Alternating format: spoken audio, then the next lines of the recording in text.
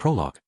So there we were, all of us in a room at Belzerg's royal castle. Ah ha ha ha ha ha ha, ha ha ha ha ha ha ha. Here, Kazuma, look at this. Look. I used the brochure from the shopping district to make a demon mask. Fta ha ha ha ha ha ha. This is unreal. Are you sure this thing used to be a brochure? It looks great. I think we've found your calling. We had brought Iris safely back to the castle, after which we'd accepted Claire's invitation to get crazy drunk. Ha ha ha ha. Oh, I, the all-seeing demon, shall make a prediction. Oh, young woman sitting there sober all by herself, looking exasperated. Alcohol requires carbohydrates to break down. If you start drinking right now, you might be able to soften up those angular muscles a bit.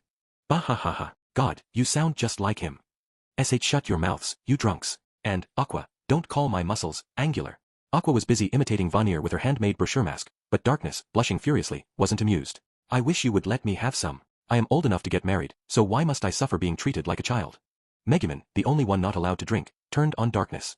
Look, Megumin, it's not really a question of age. It's, proportions, right? Maybe once you develop a little more. Her voice trailed off. Fta ha ha ha. I chortled. She's got your number. She does not have any number at all. What do you find so funny anyway, you drunkard? Give me that wine you're holding. Hey, what are you doing? Get your hand away from Yarak. When Megumin tried to steal the wine I was holding, I happily touched her, sending Aqua into a fresh fit of hysterics. Oh ha ha ha ha, ha ha ha. You've got her number. Enough numbers. What is wrong with you, Kazuma? Thanks to you stealing my MP, I can't fire off my explosion for the day. I will have you return that magic to me later. She was really upset, but I just kept laughing. Number. This man. She lunged for me. I ignored her, looking amiably around the crowded room. Kazuma, hey, Kazuma. Let's drink this castle dry tonight. Sounds like a plan. And then I'll be doing create water without using any magic at all, if you know what I mean. This man is the worst. Do you hear the filth he is spewing? Hey, we need some backup in here. Somebody come get these two back to their rooms. Aqua and I, though, were pretty much ignoring Megumin and Darkness. Hey, Kazuma, today was really great. I've never gotten so much recognition in my whole time here. You said it. Whenever we do a good deed around this place, we get stuck with a huge debt or put through the ringer, or they send us away with a plaque or a few pennies. I savored the memory of the day we just had. Chapter 1 An awakening for this lowly NET. That day, a shock ran through the nation. Belzerg, which shared a border with the Demon King's territory, had always been a martial country. And now their princess had come back from a neighboring land with the sobriquet Dragon Slayer. My party had gone to Elrode as Iris's bodyguards, and boy, had it earned us a lot of trouble. Trying to get money to help us fight the Demon King had been like pulling teeth, and then I had ended up in a gambling contest with the prince before the whole thing culminated in a dragon hunt. And then it turned out the prime minister of the place had been a doppelganger all along, a fact we discovered, thus saving the country from peril. And how had I contributed to all this? Mostly I had given the prince the runaround with my ridiculous gambling game, but the practical effect was to add a new chapter to my legend. Plus, I had been able to take care of the absolute most important thing while we were there, which was to scuttle Iris's engagement. And so everyone lived happily ever after, right? Welcome back, Master Kazuma. I can see I misjudged you. What you've achieved is beyond anything I could have hoped for. After we had brought Iris safely back to the castle and given our report in the audience chamber, we were greeted by White Suit herself, Claire. She was practically glowing. My friends, showing uncommon sensitivity, all stood back and watched quietly while Claire and I chatted. Oh really, I said. It was all thanks to Iris's hard work. I hardly did anything at all. Such humility. In my mind, I was prepared to give up every penny of support from that country, so long as my dear Iris was free of that betrothal. But you got her out of the marriage and got us our money and saved their country in a moment of crisis. They'll owe us a lot for a very long time. Claire's voice was virtually cracking with emotion. I guess for once she was being honest with me. Claire, how can you believe the breaking of my engagement would be more important than the money to support our military? Without that funding, we wouldn't be able to resist the Demon King. I have my priorities, milady. As long as you're safe, dear Iris, this nation and the Demon King can both go foo. Ow ow, ow ow. Milady Iris, your journey seems to have made you uncharacteristically violent. Iris had looked like she was going in for a hug, but she ended up strangling Claire. The bodyguard turned to us, the little girl still hanging from her neck. In any event, you truly have acquitted yourselves with distinction. I will give you any reward in my power. Just say the word. She looked completely serious, but her face was growing redder and redder as Iris cut off her oxygen supply. Nonetheless, Claire seemed quietly but unmistakably happy. A reward, huh? In her own way, Claire was a lot like me, at least when it came to her intense affection for Iris. I think the reward's already been settled, don't you? I said. Claire looked surprised, but then she remembered the promise we'd made before I set off for Elrode. In exchange for me breaking Iris's betrothal, she was going to tell me stories of the princess's childhood. It was the smallest of promises, but still. Yes, I dare say you're right, Master Kazuma. Tonight, let me hold a banquet in your honor, and there, I will make good on your reward. She gave me a knowing look and said, I'm going to keep you up all night. What? Everyone but Aqua and me sounded positively shocked, provoking a little smile from the lady in the white suit. What's with this woman? Never seen anyone do a worse job of holding her liquor. We were about 10 minutes into our banquet, and Claire, who'd had about half a glass of wine, was already looking like she wasn't long for this world. Maybe this particular banquet hall had been designed to cater to the Japanese people who showed up here, because it had been floored with straw tatami mats, even if they weren't very convincing ones. Ugh. Master Kazuma, I'm sorry. Claire mumbled, her face red. She might have had a weird thing for little girls, but she was also a good noble daughter. I didn't exactly object to having her lean against me to keep herself upright. You ever have one of those moments when some beautiful girl falls asleep on the train and slumps against you? It was a bit like that. When did you and Claire get so close, elder brother? Iris came over, holding a glass of juice and sounding a little cross. Ooh, what's the matter, Iris? Jealous? Don't worry, your big bro is only into gorgeous ladies with great bodies. So. There was a long pause.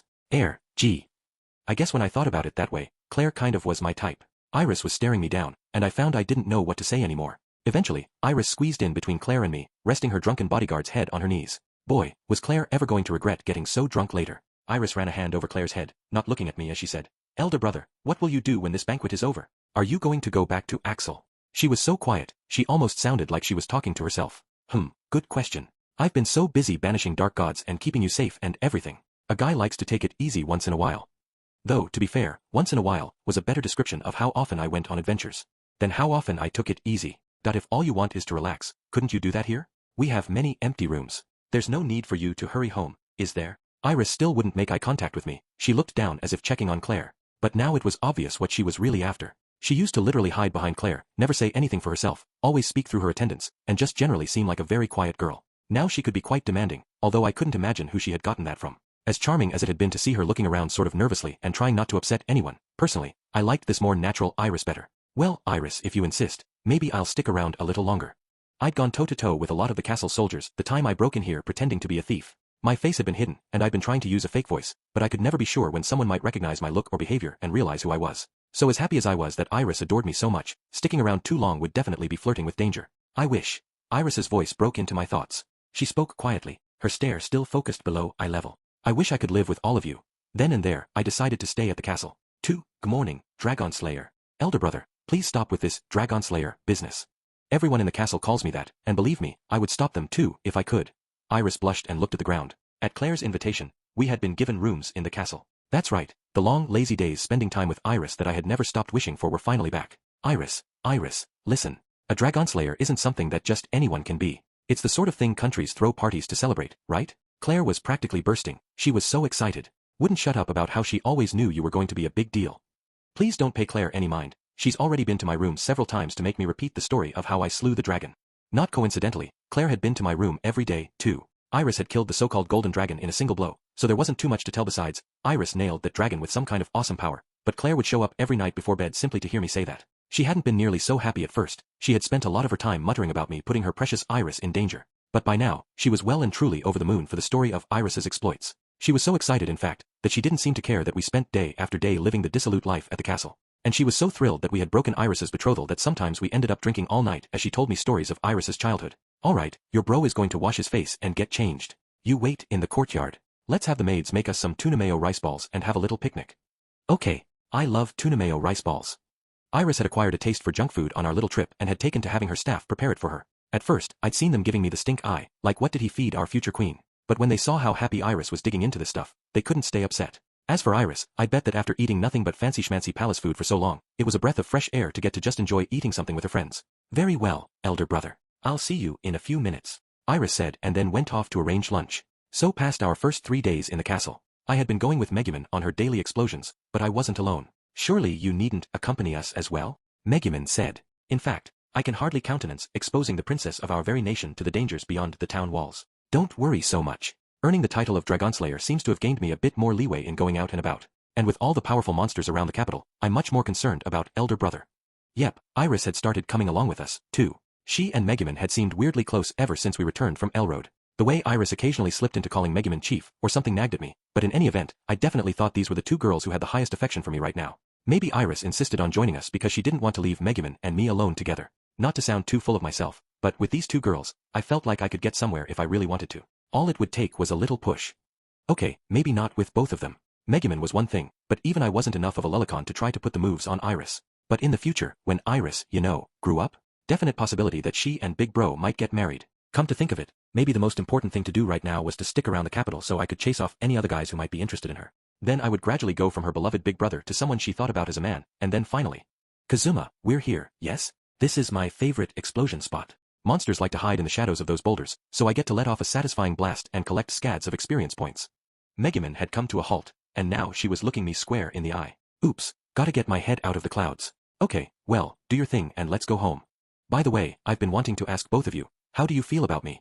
I tried to make the question sound as natural as I could. Nice and cool, keeping eye contact. Well, that was very sudden. What do you mean by that? Your eccentricity has come to the fore with all the time you have had to kill recently. I think, for example, that you and Aqua might be well advised to stop going to the courtyard and taking it upon yourselves to prune the shrubbery. Aqua creates artifacts of horticultural genius, but that dog you fashioned, Kazuma, has not been well received.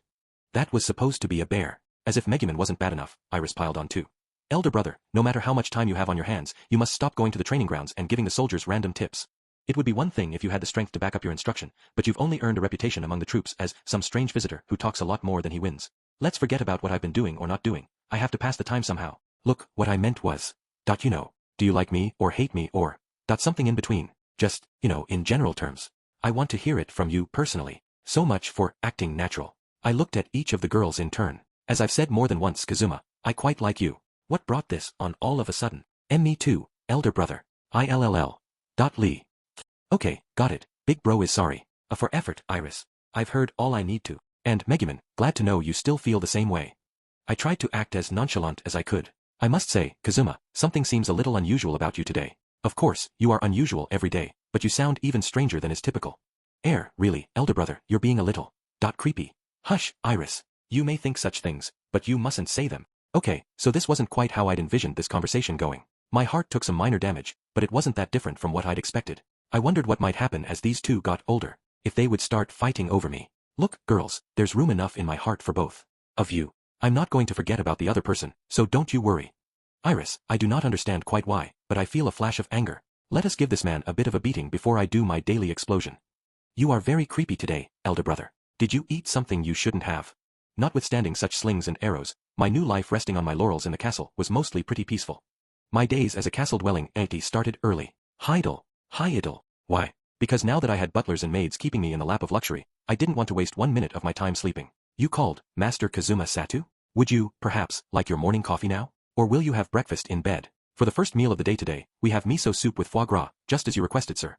Heidel, the same butler who had been assigned to me before, was a very quick thinker. Breakfast in bed sounds good. But bring me my coffee first. And, shall I summon your maid Mary, ensuring she's wearing her shorter-than-average skirt? Heidel, my man, it's like you're reading my mind. I wanted to slap him on the back. I guess that's how you get to be a servant for royalty. That's my butler, Heidel. I love that you remember what I like. And for my part, sir, I could not be happier that you seem to have remembered my name. Allow me to place a flower vase somewhere precarious to make it easier for you to tease Miss Mary. I loved a man who knew his business. I nodded in satisfaction, took a delicate sip from the coffee Heidel had prepared for me, opened the newspaper, and started scanning the headlines. Now that I was living in the castle, I was practically a celebrity. So I see there are more snow sprites than usual. The guild is even raising the bounty on them in hopes of avoiding an especially harsh winter. That won't be good for the harvest next year. Heidel, take some money from my bank account and buy some futures.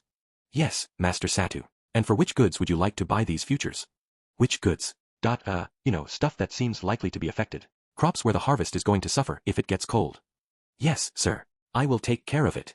That was my Heidel. He would never embarrass his master. Good, you do that. By the way, what's my schedule look like today? I quickly recovered and resumed sipping my coffee. Heidel pulled out a notebook. Your first morning appointment is with Lady Aqua. The two of you will be looking at the treasures in the royal treasury and pretending to be an appraisal team.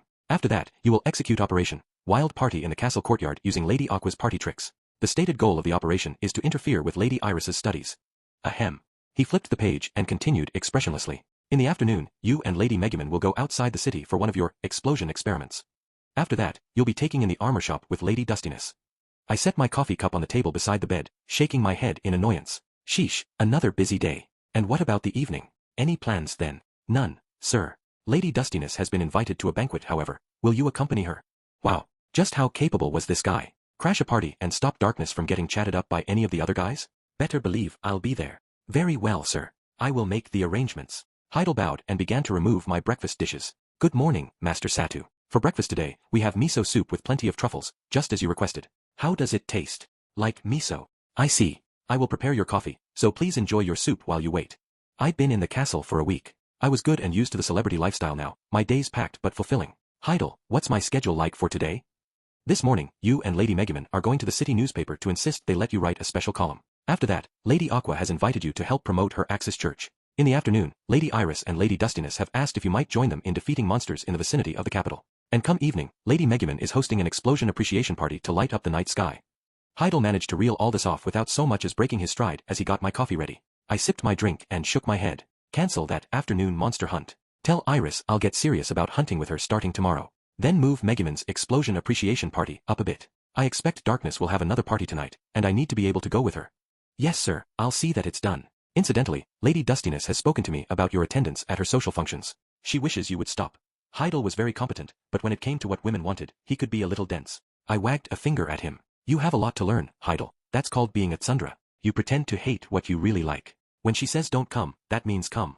I see, I have indeed been naive, sir. I admire your great experience of the world. Very well. It would not do for you to appear at the party empty-handed. Shall I arrange for a giant cake to be sent as a surprise for Lady Dustiness?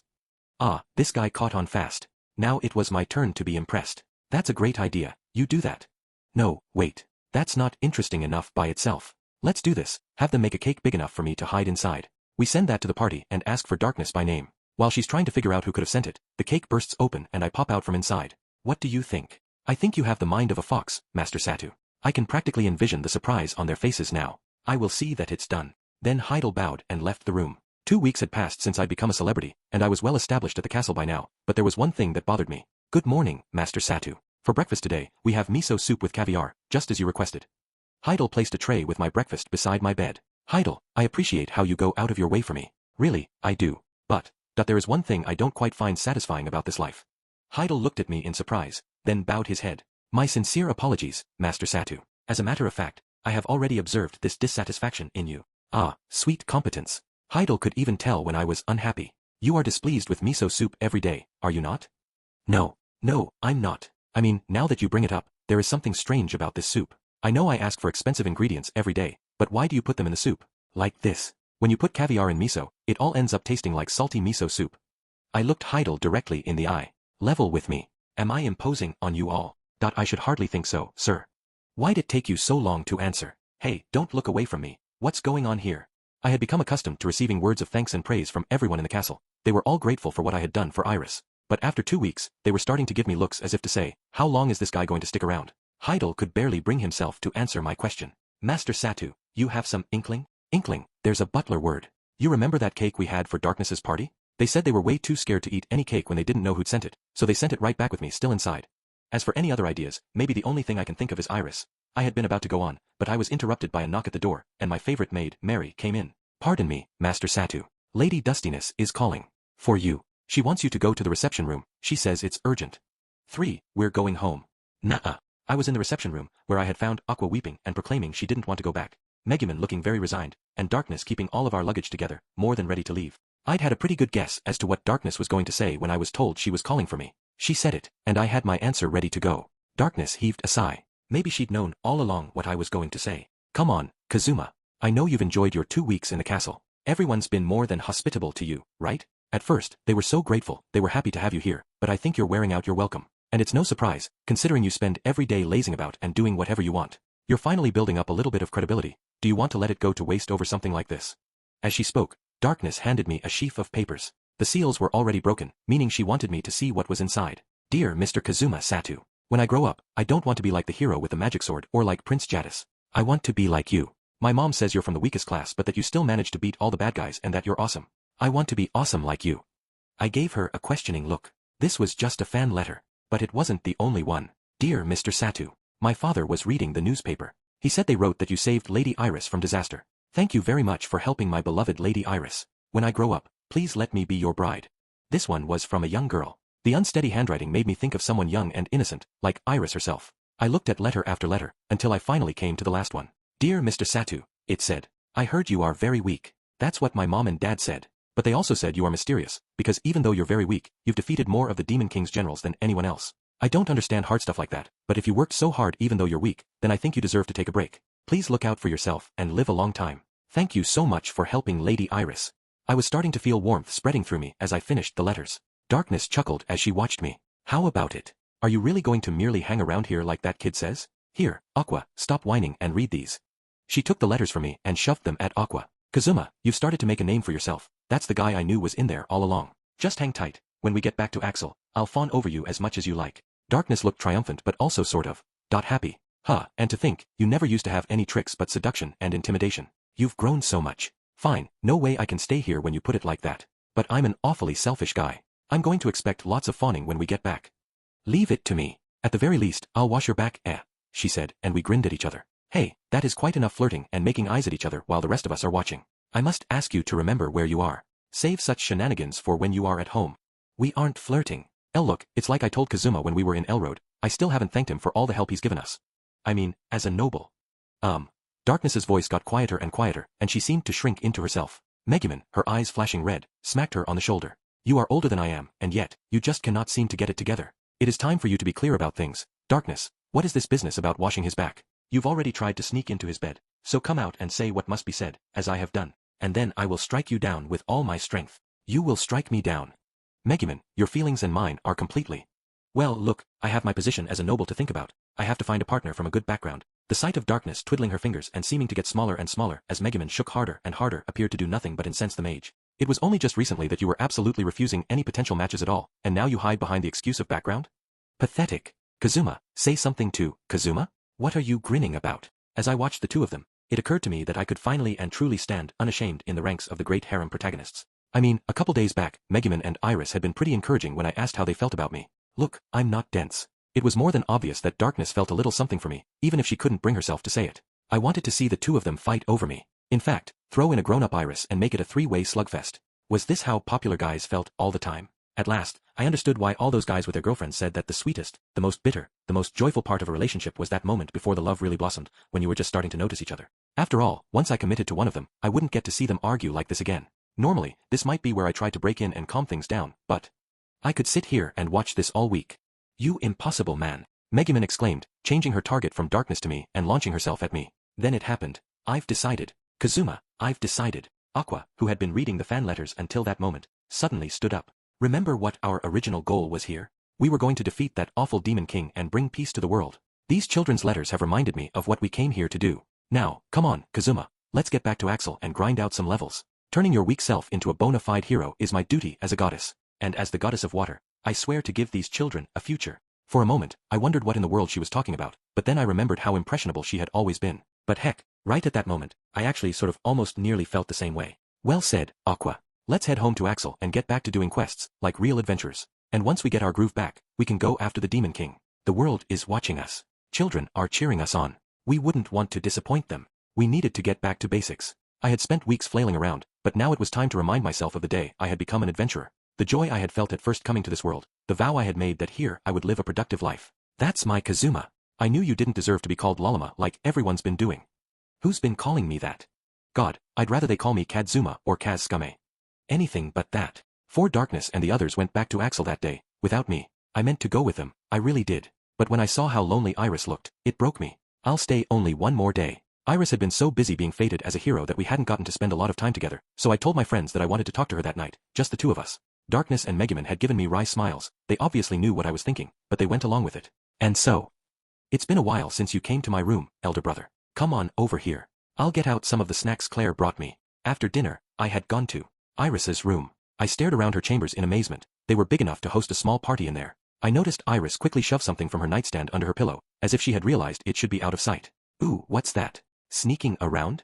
Ah, I know, hiding the royal porno, are we? Hey, I get it, you're of a certain age. Just be careful the maids don't see it, or they might throw it away on you.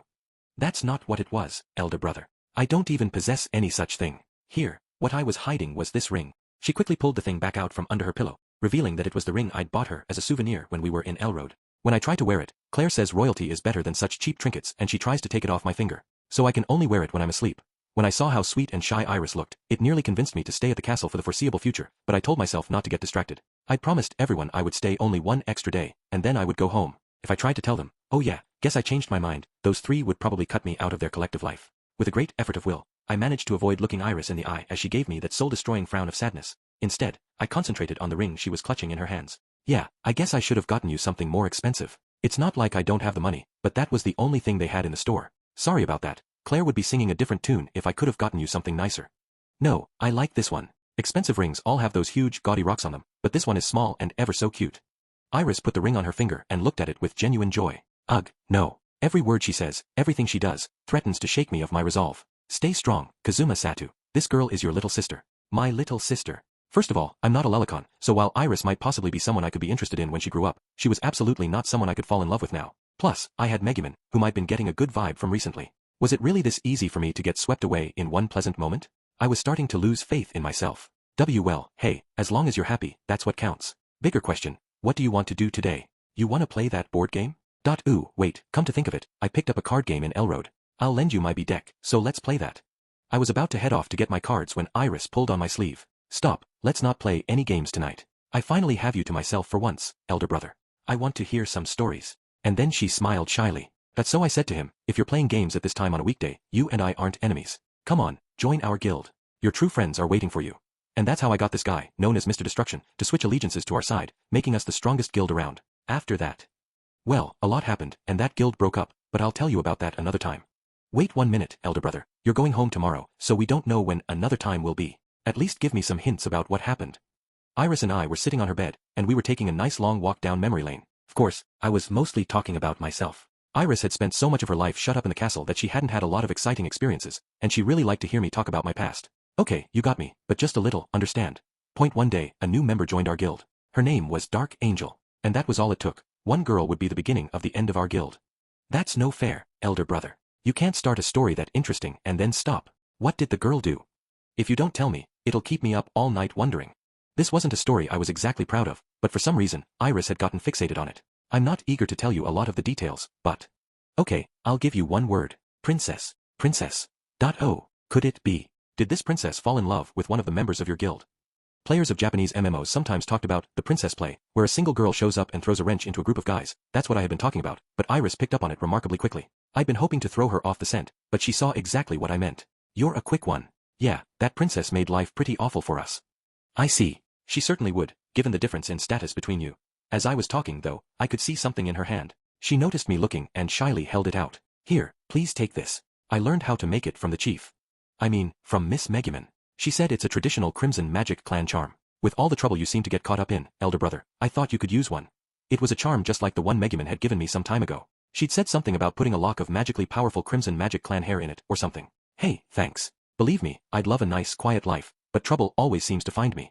Course, to be fair, it's usually my friends causing it. I put the charm in my pocket, and Iris said happily, once you go home, elder brother, I won't be able to go on any more adventures. But I hope you at least let my charm go with you. The smile she gave me then was tinged with loneliness.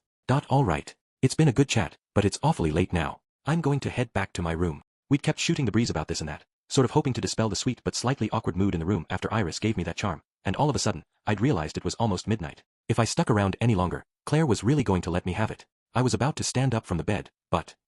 I don't want you to.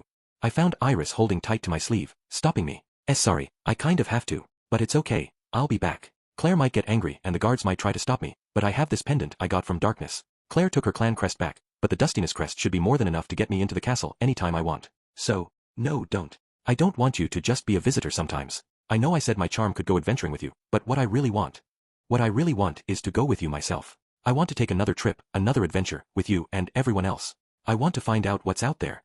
Like a child bursting with emotion, Iris went on. Teach me everything you can. Those few weeks traveling with you were more fun, more fulfilling than 12 years of living in this castle. Please don't leave me here. Please let me. Then she stopped, as if she had suddenly realized what she was saying. Dejected and curling into herself, Iris looked so much smaller than the name Dragon Slayer. I'm sorry, she said. I'm being selfish. You somehow make me act like a little girl, elder brother. But I'm a royal princess, and my duty is to my people.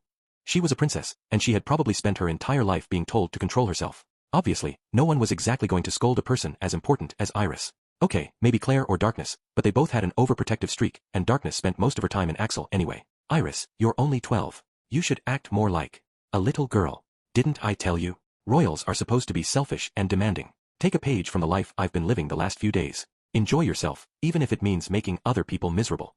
And then the princess, who was far stronger and more disciplined than I was, said, Elder brother, you mustn't indulge me so. If you stay here one moment longer, I'm afraid I'll be truly selfish and demand that you never leave.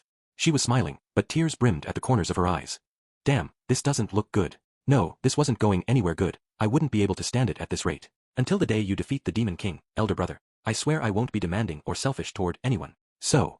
Oh man, this was bad. Specifically, the way my heart was pounding over this child was bad, bad, bad. So tonight, just this one night, indulge me a little.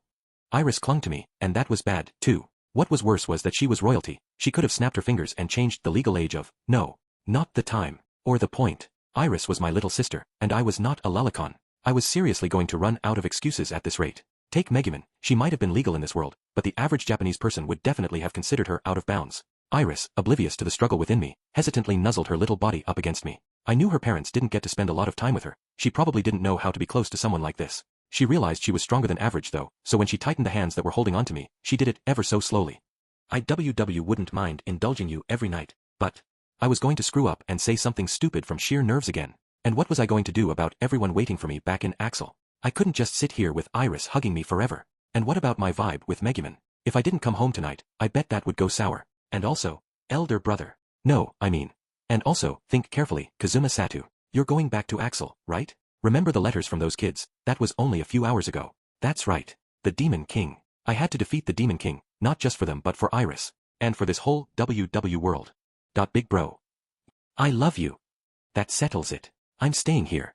It had been a week since Aqua and the others had returned to Axel. I'd sent them a letter when I decided to stay at the castle. It described how I wasn't coming back to Axel after all. How I planned to live in the castle forever, so they could dispose of my stuff and whatever was left in my room however they saw fit. I said I was sure they didn't need me, a weak-ass adventurer, to defeat the Demon King and that I would be cheering them on, if only from the sidelines. Within the day after I sent that letter, I got an answer from Darkness. It told me to quit with the stupid jokes. I could practically see her sneering at me from the page. She probably really thought I was trying to squeeze out one more day because I couldn't bear to leave Iris by herself. The letter told me to let Lady Iris down as gently but as quickly as possible, don't make her cry, I was instructed, and to come back home. 3 days passed. The letter I got sounded a little more serious this time.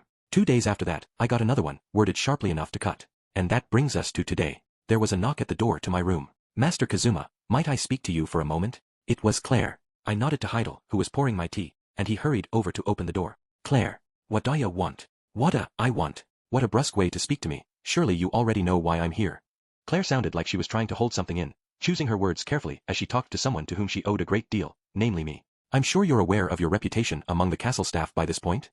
Sure I am. I know people have been making slanderous accusations that I have no heart, but it's all right. I'm too mentally strong to let that bother me. I survived my cousin's teasing during the Festival of the Dead and my uncle's lectures at New Year's, so I think I'll be fine. Claire kind of flinched at that, like she really had to force herself to bite her tongue. I see, that's wonderful. Knowing how much personal fortitude you have and how much you've already contributed to our country, I have another favor to ask of you. Oh yeah, what have you got in mind? I hadn't always been Claire's biggest fan, but when it came down to it, she wasn't so bad. After all, both of us adored Iris. If there was something I could do for her, then I wanted to help. Something only you could possibly do. A sneaky little smile came over her face as she spoke. From behind her someone said, It's been quite some time, Master Kazuma. A wizard entered the room. It was Lane, Iris's tutor. I wondered what could have brought both her and Claire here at the same time. Lane spoke as if in answer, but it sounded like the words genuinely pained her. Ahem. I recognize that you worked very hard in Elroad to help our beloved Iris, Master Kazuma. And since you've been around to chat with her every night, Our Lady has grown ever more cheerful and seems to truly enjoy her life. Claire picked up the thread. Yes, definitely. She seems to be having fun every day. And we're grateful for that. In the capital, we never know when the Demon King might attack, so we can hardly let Lady Iris out of doors. I can only imagine how hard it must be for a sensitive young girl like her. You have no idea how grateful I am to you for helping to take that burden off her shoulders even the slightest bit. And when I thought your heart might already belong to Lady Dustiness. But even so. What on earth were Claire and Lane trying to say? At that moment, there came yet another knock on my door. It was already open. Maybe they were just being polite? The face that peeked into my room then was my little sister's. Her melancholy look had vanished completely. I'd been teaching her some Japanese lately, and she'd been soaking it up like a sponge. Now, with perfect diction, she said happily, Big bro, aren't you going to get yourself in trouble, sleeping so late? It's wicked gorgeous outside. I made us some packed lunches, so why don't we go eat outside, for real though? When Claire and Lane heard that, they both bowed their heads and exclaimed tearfully, Master Kazuma, please go home. No way. For real, though. 6 He went that way. Get him. Several hours later, believe it or not, I was being chased around the castle by armed troops. I could hardly remember ever having thought so fast or fought so hard. Well, maybe once. And come to think of it, Iris had been involved that time, too. There's only one of him, but don't underestimate him. He's defeated several generals of the Demon King and some major bounty heads. There's no telling what he might do. The voice belonged to Claire, who was leading the chase for me. Maybe her shout was what inspired the soldiers in front of me to freeze in place. Sir, one of them said, we can't let you go any farther. Please stop fighting and come quietly. Yeah, as if. I kept my hand concealed in my bag as I murmured quietly, Create Earth. It was the prelude to a favorite tactic of mine. The soldiers in front of me were obviously confused. What are you? Wind breath. HRK. Gaff. My eyes. The blinded soldiers fell to their knees. I could see one of them carried a rope. Presumably for tying me up. I grabbed it, the poor guy was in no condition to stop me, and resumed running. I had to shake these guys somehow and get to Iris. I couldn't go home, not yet. If I could just make it to Iris, I could sucker her into. I could persuade her to help me out here. A soldier grabbed my arm, and I slapped my hand over his nose. Create water. HRGH. He teared up as water shot into his nostrils. Master Kazuma, the way you've been fighting. Is it possible? Claire seemed to be dangerously close to putting the pieces together, and whereas I had thought I had been doing a pretty good job of running away, I suddenly discovered I was in a cul-de-sac. I registered that the alleyway I ducked into was a dead end at the same time as I heard Claire's familiar voice from behind me. Sheesh. It seems perhaps I'm not the fine judge of character I thought I was. I looked back and saw Claire flanked by several soldiers, all ready for a fight. I had to get past them, had to get to Iris. With that resolve in my heart, I confronted the woman who stood in my way. It's a real shame, Claire. That wine I drank while you told me stories of Iris's childhood tasted really good. If we'd met some other way, we might have been friends. Master Kazuma. Believe me, I regret having to say goodbye to you this way. And I do owe you my thanks for at least one thing. You saved Lady Iris from a dangerous magical item, and I'm grateful for that. However what? Claire replied by drawing her sword. Someone was feeling peppy today. All right, then. The one thing I can't forgive is you stealing Lady Iris's ring, Claire went on. I think I'll have it back now. That ring is not for you to have. If you refuse to return it, I merely need to reveal your identity to the world. Yes, it will hurt Lady Iris terribly, but in this case, I'm left with no choice. If you don't want to see that happen, then kindly give it to me. If she was so into this, it would be plain rude of me not to be just as serious myself. You can't reveal my identity. I mean, think about it. The guy Iris loves so much that she sees him like a brother turns out to be a thief? Big black eye for the royal family. So let me tell you how it's gonna go, white suit. You're gonna let me through there and I'm gonna walk away, or else I'm going to leave you here in tears. Claire asked. And exactly how would you do that? She had been so high and mighty until this moment, looking down her nose at me, but now she didn't even seem angry. In fact, she looked deeply worried, like she was on the verge of tears already. What was with the change of heart? Was it because she had realized I was the thief who had broken into the castle? Or because today, she had finally seen me fight with her own eyes? Well, I didn't care about the reasons. I was going to get to Iris and continue her education. That was what I promised myself as I showed Claire the rope. I'll tie you up with this rope using my bind skill, then I'll start using steel on you until you beg me to stop. Eek. Just a second, now. Wait, I say, Master Kazuma. You may forget it, but I am the daughter of a noble house. You would never do such a thing to me right here in public. Would you?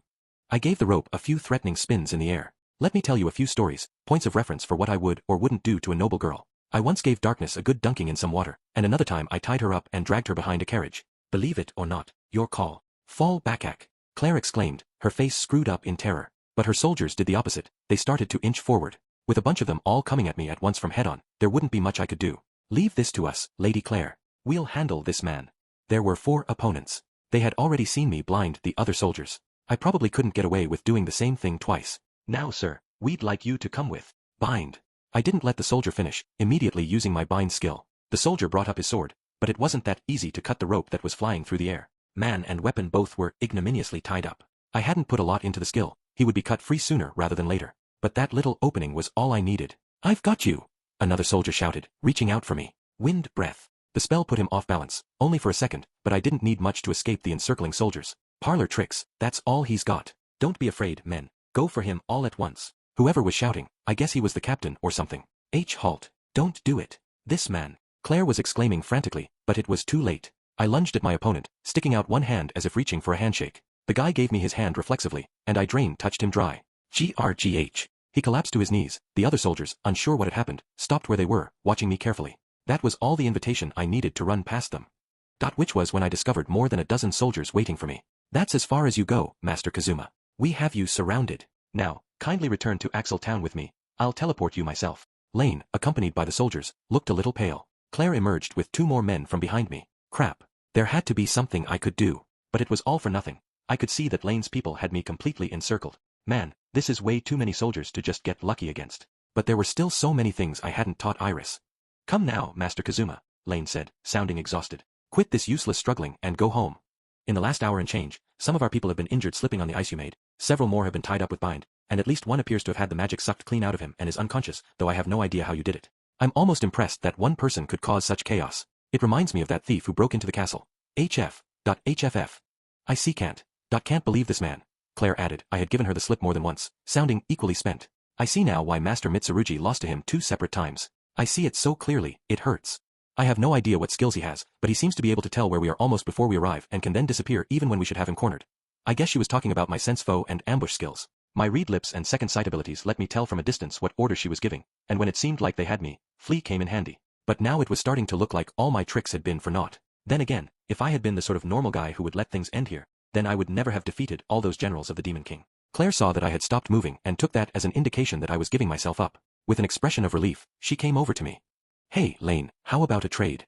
I kept up my whole not resisting act as I spoke to the wizard. Even so, I saw Claire's expression tighten when I said that. Lane raised an eyebrow. If I remember correctly, you're from a minor noble house, aren't you, Lane? You know what close friends I am with Darkness, and you know I'm in good with Darkness's dad. We're so tight that he asked me to take good care of his daughter. In fact, the Dustinesses trust me so much, I've got a pendant with their crest on it. Lane swallowed heavily. At that, but Claire was almost hysterical. Stop it. Don't listen to him, Lane. Don't let that man get into your head. Dot and Iris and I are such good friends, we call each other by our first names. So you can see how much she adores me. Do you really want to tear us apart? Is that what Iris would want? You do me a little favor here, then in the future, Iris and House Dustiness will both remember how nice you were to me. Fortune beckons, my dear Lane. Ignore him. Even if you win some favor from the Dustinesses, you'll be in my bad books. And I'm a terrifying enemy, Lane. Oh, and, think of Lady Iris's future. She may like this man, but he isn't good for her. You know that as well as anyone. So long as he's with her, Lady Iris is going to get worse and worse. Just think of how she's been lately. Caught between Claire and me, Lane looked confused. I guess the soldiers she had with her were some kind of personal guards of hers. They wouldn't move to arrest me until they had the word from her. And if they were frozen in place, it meant Claire and her troops couldn't move in on me, either. Lane stood there, looking from me to Claire and back, sweating and dithering. She was obviously deeply conflicted. One more good push should do the trick. You're a smart girl, Lane, so think it over. Wouldn't a guy who's defeated bounty heads and generals of the Demon King be helpful to have around? You've seen how powerful I am, right? I can spend my time here at the castle being Iris's playmate, and if you guys wind up in a pinch, I can come to your rescue. I'm great at thinking up strategies and finding people's weak points and stuff. What do you say? There's no downside, is there? Iris is happy because she gets a playmate. I'm happy because I get to be with Iris. The whole country is happy because they get one more stalwart adventurer to keep them safe. And you, Lane, are happy because the Dustinesses and Iris love you. Sound good? What more could a person ask for? She didn't say anything. Lane, don't you fall silent. Don't you clap your hands like, oh, that makes sense. Fine, I understand. Lane, I think your house has incurred some debts, has it not? Let my family take them over. They amount to tens of millions, I believe, yes? Not a bad deal, is it? I could tell I'd had Lane hooked, but Claire's offer was starting to bring her back. She bowed her head at me and whispered an apology. When Claire saw that, she finally relaxed a little, an expression of relief coming over her face. And if I had been just any adventurer, that might have been it. But I wanted to show them precisely how resourceful I could be. Listen to me, Lane. My personal fortune is better than $1 billion right now. You understand what I'm... Get him. Don't let him say another word. Before I could finish, I heard a shout from Claire, who had sneaked up behind me with her troops. Hey, that's no fair. You're not supposed to attack a guy during negotiations. Hey, Claire, you want me to grab your panties again? You're so quick to threaten Lane, but just think about what it would mean to make an enemy of me. I know, Master Kazuma. Believe me, I know. At this moment, I'm more scared of you than I've ever been of any political opponent or monster I've ever faced. You have real ability, you're a smooth talker, and you have powerful connections. I knew you had substantial personal wealth, too, but I never imagined. Nonetheless, Claire gestured to her men to take my arms. Lane, did you bring the memory erasing potion like I asked? Memory erasing potion? The heck? I was deeply disturbed by the sound of that, but the soldiers just held my arms even tighter. I never wanted to have to do something quite this brutal, but you absolutely will corrupt Lady Iris if we let you stay with her. And if we simply forced you to return home, you would no doubt harbor a grudge against us. I have no idea what that might lead you to do, and as I believe I've made clear, that thought scares me. I'm very sorry, but I'll have to ask you to forget everything since the day you agreed to go home with Lady Dustiness. Yes, everything that's happened since you read those children's letters and got all fired up. Now, Lane. Whoa, hold on. They were going to make me forget everything since the day I agreed to go home? That would have to include the part where Iris told me she loved her big bro. Why yes, milady. You're sure? This potion has the potential side effect, if you're unlucky, of turning you into a blithering idiot. It was considered so potentially inhumane that it was outlawed. Are you certain you want to do this? Lane came up to me with the potion even as she let slip a bombshell about what it could do. Stop it. Don't make me drink that bizarre crap. Remember this, you're lucky it's the middle of the day. I do my best work at night. With my sense foe and ambush skills and my ability to see in the dark, I can get into any mansion in the world, and as long as I have a bow, I can snipe you from as far away as I like. Don't you forget this. Don't forget. Cue quickly. Lane, give him the potion now. Yikes. This man is terrifying. He's saying he hasn't even been operating at full capacity. Come to think of it, he didn't use that awful freeze move that nearly suffocated Master Mitsurugi. He's been holding back on us. Quickly, Lane. Get rid of those memories, right up to this very moment. I've been a bodyguard for a long time, and I've never seen anything like this man. Cue quickly, now. Come on, Master Kazuma. Open your mouth. So there I stood in a corner of the castle grounds, with soldiers holding my arms behind my back, as two noblewomen closed in on me and tried to force my mouth open. Someone just passing by might have thought I had it pretty peachy, but this was no joke. Kindle. Ow wow, hot, hot, hot. Oh no, he put a hole in my favorite cloak. So you insist on continuing the struggle to the bitter end. You are truly a man to be feared, Master Kazuma. Lane, I'll buy you a new cloak, just get your teleport incantation ready. I'll handle getting the potion into him. Claire grabbed the potion and came toward me, but she looked like she was the one who was cornered. Try to at least look like you're in charge, lady. Lane was quickly chanting her spell and Claire had the potion at my lips when it happened. Big bro. Maybe all the commotion had attracted her. She was still a ways off, but Iris was running directly toward us with tears in her eyes. You know how it goes. Something awful is about to happen to the princess when the hero shows up and rescues her in the nick of time. That's exactly what this was, except crucially, the roles were reversed. Iris took one look at me standing there covered in guards and said, Claire, what do you think you're doing to Big Bro? I am wicked mad right now. Stop this immediately, or I'll totally never forgive you. Lady Iris, I must ask you to stop. Stop using these words wicked and totally and Big Bro. I understand and accept your royal rebuke. I'm now going to give this man a memory erasing potion and send him back to Axel. I will so not forgive that, Iris said, slapping at the soldiers in her way as if in hopes of stopping this herself. I will so not forgive you, milady, if you don't stop talking that way. The tick seems to have infected you as well, Lady Claire. Teleport is ready to go. Just say the word. Damn it, I was so close.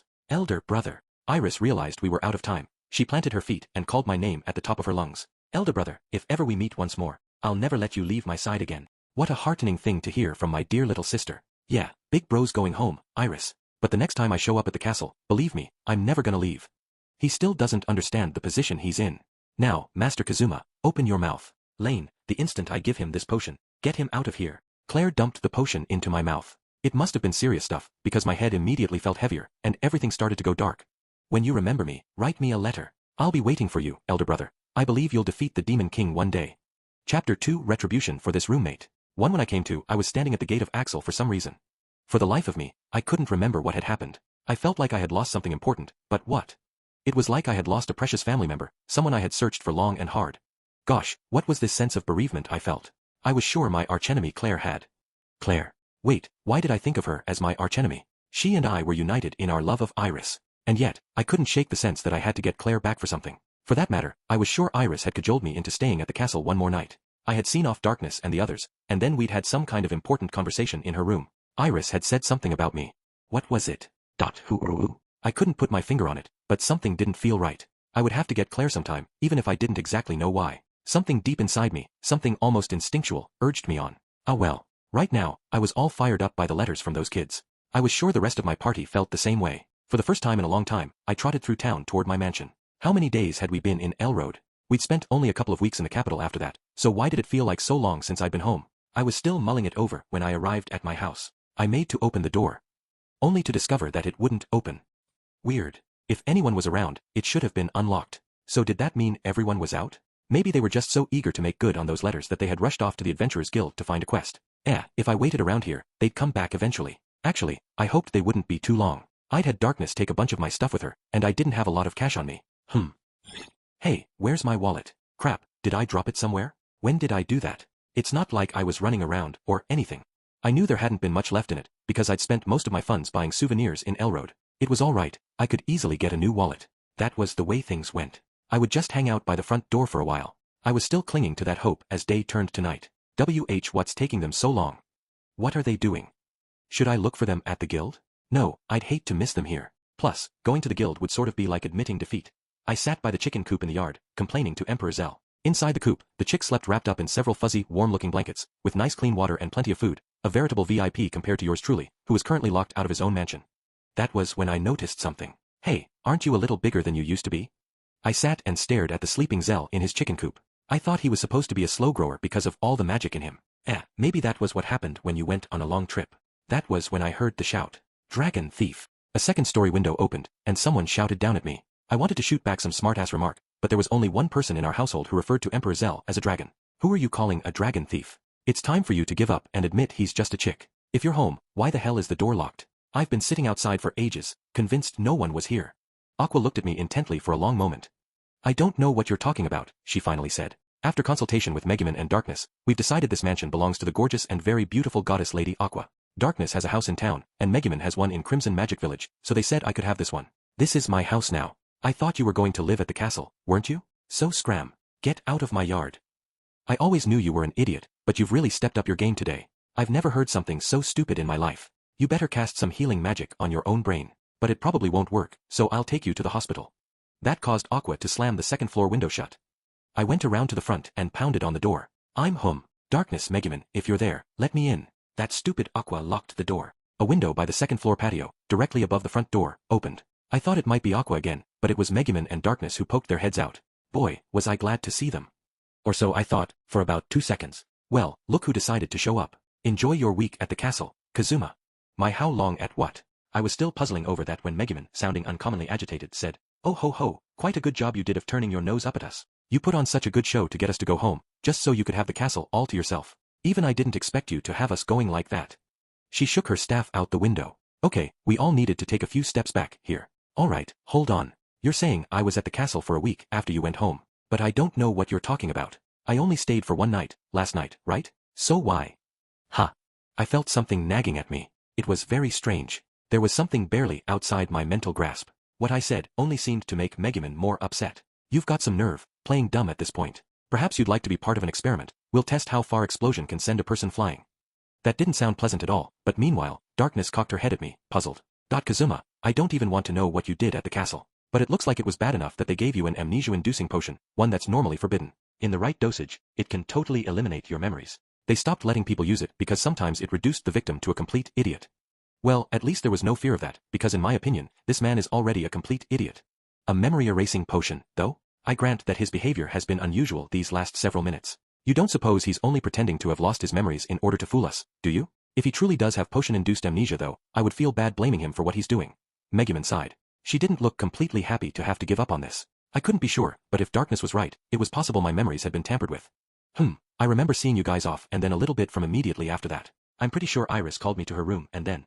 It was true, I'd gone to a girl's bedroom, okay, so it was just my little sister's, but still, and yet, I didn't remember what had happened there. Amnesia. Naturally. Maybe my tremendous luck had caused me to stumble onto a state secret, and then they'd argued about what to do to me. Normally, a random adventurer who learned something that crucial would be considered disposable. But when I was the random adventurer in question, they wouldn't have been able to let an outsider walk away with state secrets, that much was clear. But to just rub out an adventurer as brave and accomplished as I was wouldn't be in the country's best interests.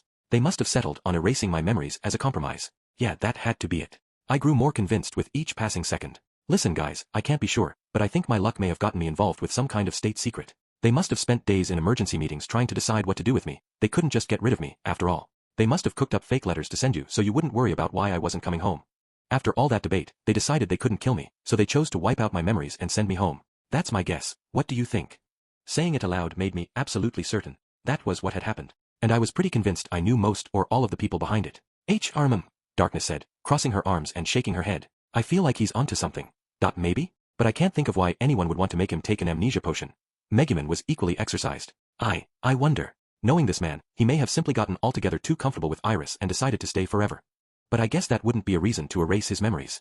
I offered the two of them my best guess. I know Claire was there. I'm not sure why, but I get the feeling she's at the bottom of all this. I know she and I are on the same page about Iris. But for some reason, I feel like I have to get her back for something. That made Darkness's expression even more grim. I see where you're coming from. Yes, House Sinfonia would be powerful enough to have the right to use a memory-erasing potion. On top of that, Claire is a central player in this nation's government. And I know the two of you were getting closer. You're starting to sound rather credible. Megumin followed up. I suppose we can count it as good enough that you came home at all. You can repay me by accompanying me on some explosion walks starting Tomo, but she never got the word out of her mouth. What are you two saying? Are you both idiots? That moron of a N8 has been a smooth talker all his life, and you're taking him seriously? This Lolian, I'll bet a little, I love you, big bro, would be enough to make him say he was going to stay at the castle forever. I'm sure he simply got too comfortable having butlers and maids attending to his every need, and he decided to forget about us. Damn it, and I'd almost had everything wrapped up neatly. I turned to Aqua, who had appeared as if on cue from the second-floor window, and said, Hey, watch it. There's no way What? Something she'd said made me feel like I was on the verge of remembering something important. When Aqua saw me that way, she said triumphantly, Just look at that. I forbid you from coming into this house. If you really want to come in, get down on your knees and say, I'm so sorry, Lady Aqua. and promise to worship me 3 times a day from now on. Then I might think about letting you come inside. If you're not interested, then scram. Go on, get out of here. And don't harass my poor Darkness and Megumin anymore. Then she slammed the window shut. Screw you. We're not done here, I exclaimed, but she was gone, obviously not interested in talking to me anymore. Oh, that woman. I went up to a first-floor window with the intention of smashing it and getting into the house by force. But then I stopped in my tracks. Wait, what the hell? I glanced along the facade of the house and discovered that all the first-floor windows had wooden boards over them. Getting in through the windows wouldn't be easy. Between the time it would take and the noise it would make trying to get them off there, I would probably find myself on the receiving end of something unpleasant from Aqua. Grr. This wasn't fair. I was the victim here. And I sure as hell wasn't going to get down on my knees and apologize to that moron. I hadn't done anything wrong or even anything questionable. As I stood there ruminating, something small dropped at my feet. I glanced down, whatever it was had come from the second story, and I thought it looked awfully familiar. Ah, I remember. It was Megumin's beloved purse. I guess Megumin, knowing I had used all my money in Elroad, had taken pity on me and dropped some cash down to me. I remembered then that even my bank book was inside the house, and I found myself flat out grateful for Megumin's act of kindness. Megumin herself left though, without looking at me, and in fact without looking very happy at all. I picked up the purse and noticed a dark shadow. When I looked up, something covered in a cloth was thrown at my feet. At the window, I saw the sunlight glinting off locks of golden hair. I guess Darkness had given me something, too. I was grateful to both of them, I really was, but if they were going to do all this to help me, why not go all the way and try to bring that idiot around? I picked up the bundle Darkness had dropped and found one of my favorite bows. It was one that had seen a lot of use. The one with an arrow with a hook on one end and a rope on the other. Immediately, I knew what Darkness was thinking. Megumin's cash would let me get something to eat, and then after it got dark, I could sneak in the second floor using the bow and arrow. It was practically an invitation. I had to admit though, I never expected to be breaking into my own house.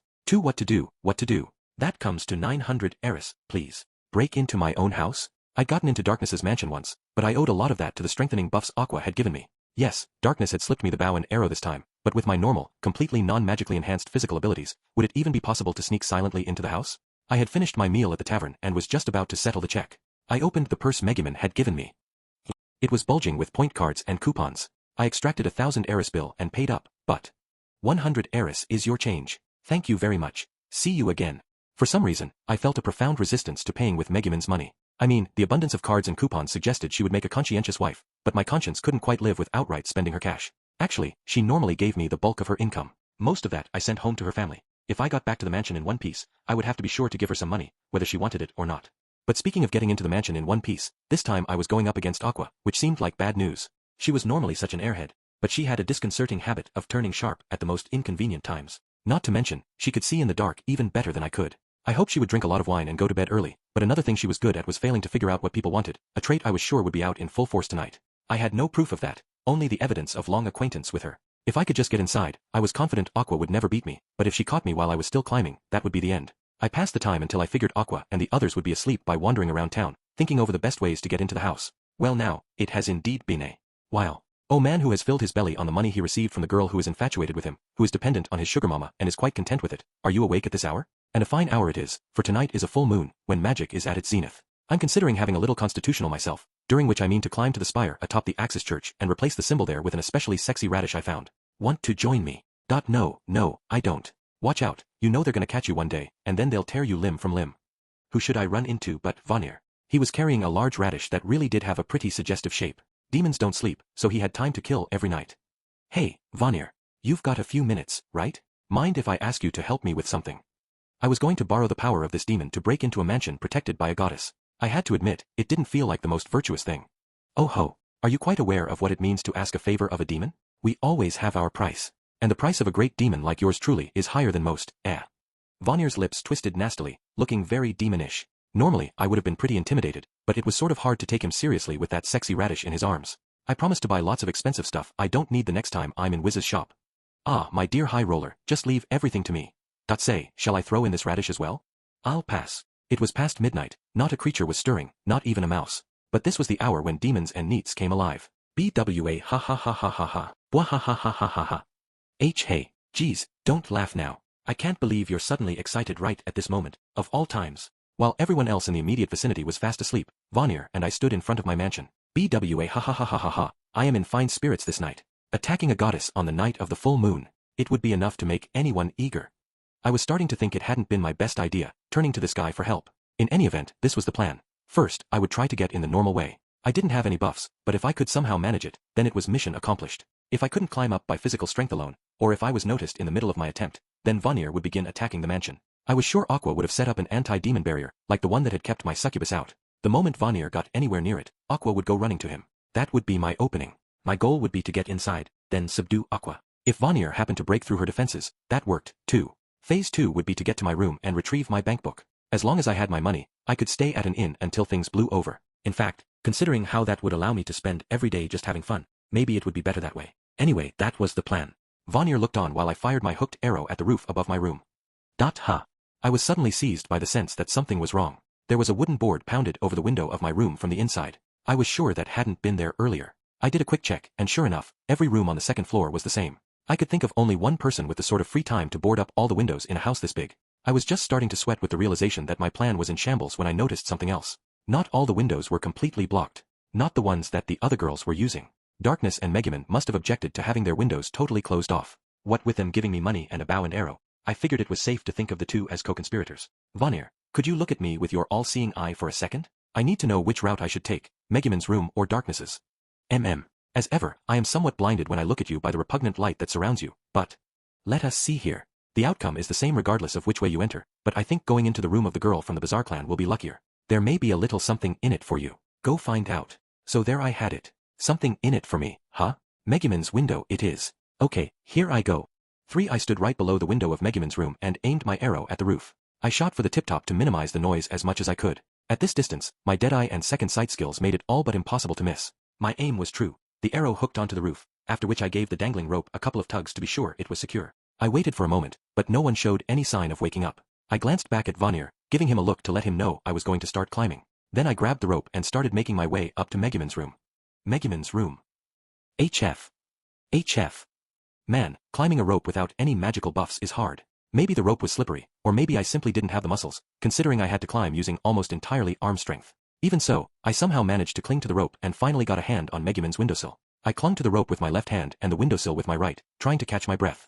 When I finally managed to get my breathing under control a little, I tapped on Megumin's window. Then again, and again. Finally, the curtain opened. Megumin smiled when she saw it was me. Was it just my imagination, or was she actually happy to see me? I could hear the lock rattling when it happened. I'm on patrol. Megumin, are you staying awake? If I know that man, he'll try to break in through your or Darkness's room right about now. We're going to be living the night shift life for a while, so bear with it, okay?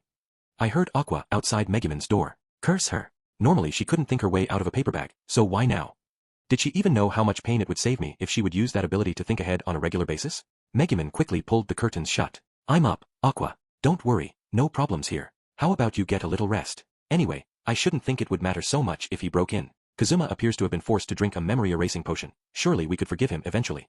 This was followed by the sound of the door flying open. No, Megumin, we couldn't. You must not baby a entity. I know you, Megumin. You're the type who would run herself ragged for the man she loves, even if he's a worthless pile of crap.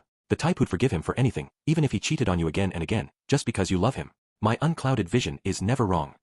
WH, what are you talking about? I swear that's not true. Megumin protested. Aqua responded with a knowing murmur. Please, girls, let it go. Normally I would love to eavesdrop on this sort of talk, but right now, just let it go. Megumin, don't tell me. Don't tell you what? WH, what shouldn't I tell you? While Megumin and Aqua chatted, my hand got sweatier and started to slip down the rope. I struggled and strained to hold on, my arms trembling and shaking. They couldn't have picked a worse time for their little romantic comedy routine. Megumin, I see now. It's you and that no-account dust, isn't it? It is certainly not. Oh, for the love of... With my hands sweating and slipping, I couldn't keep holding on to the rope and the windowsill at the same time. I started to lose my balance. Arf, somebody help me. Someone heard my prayer. Not the freak who kept insisting she was a goddess and not even the really for real goddess I always met when I died.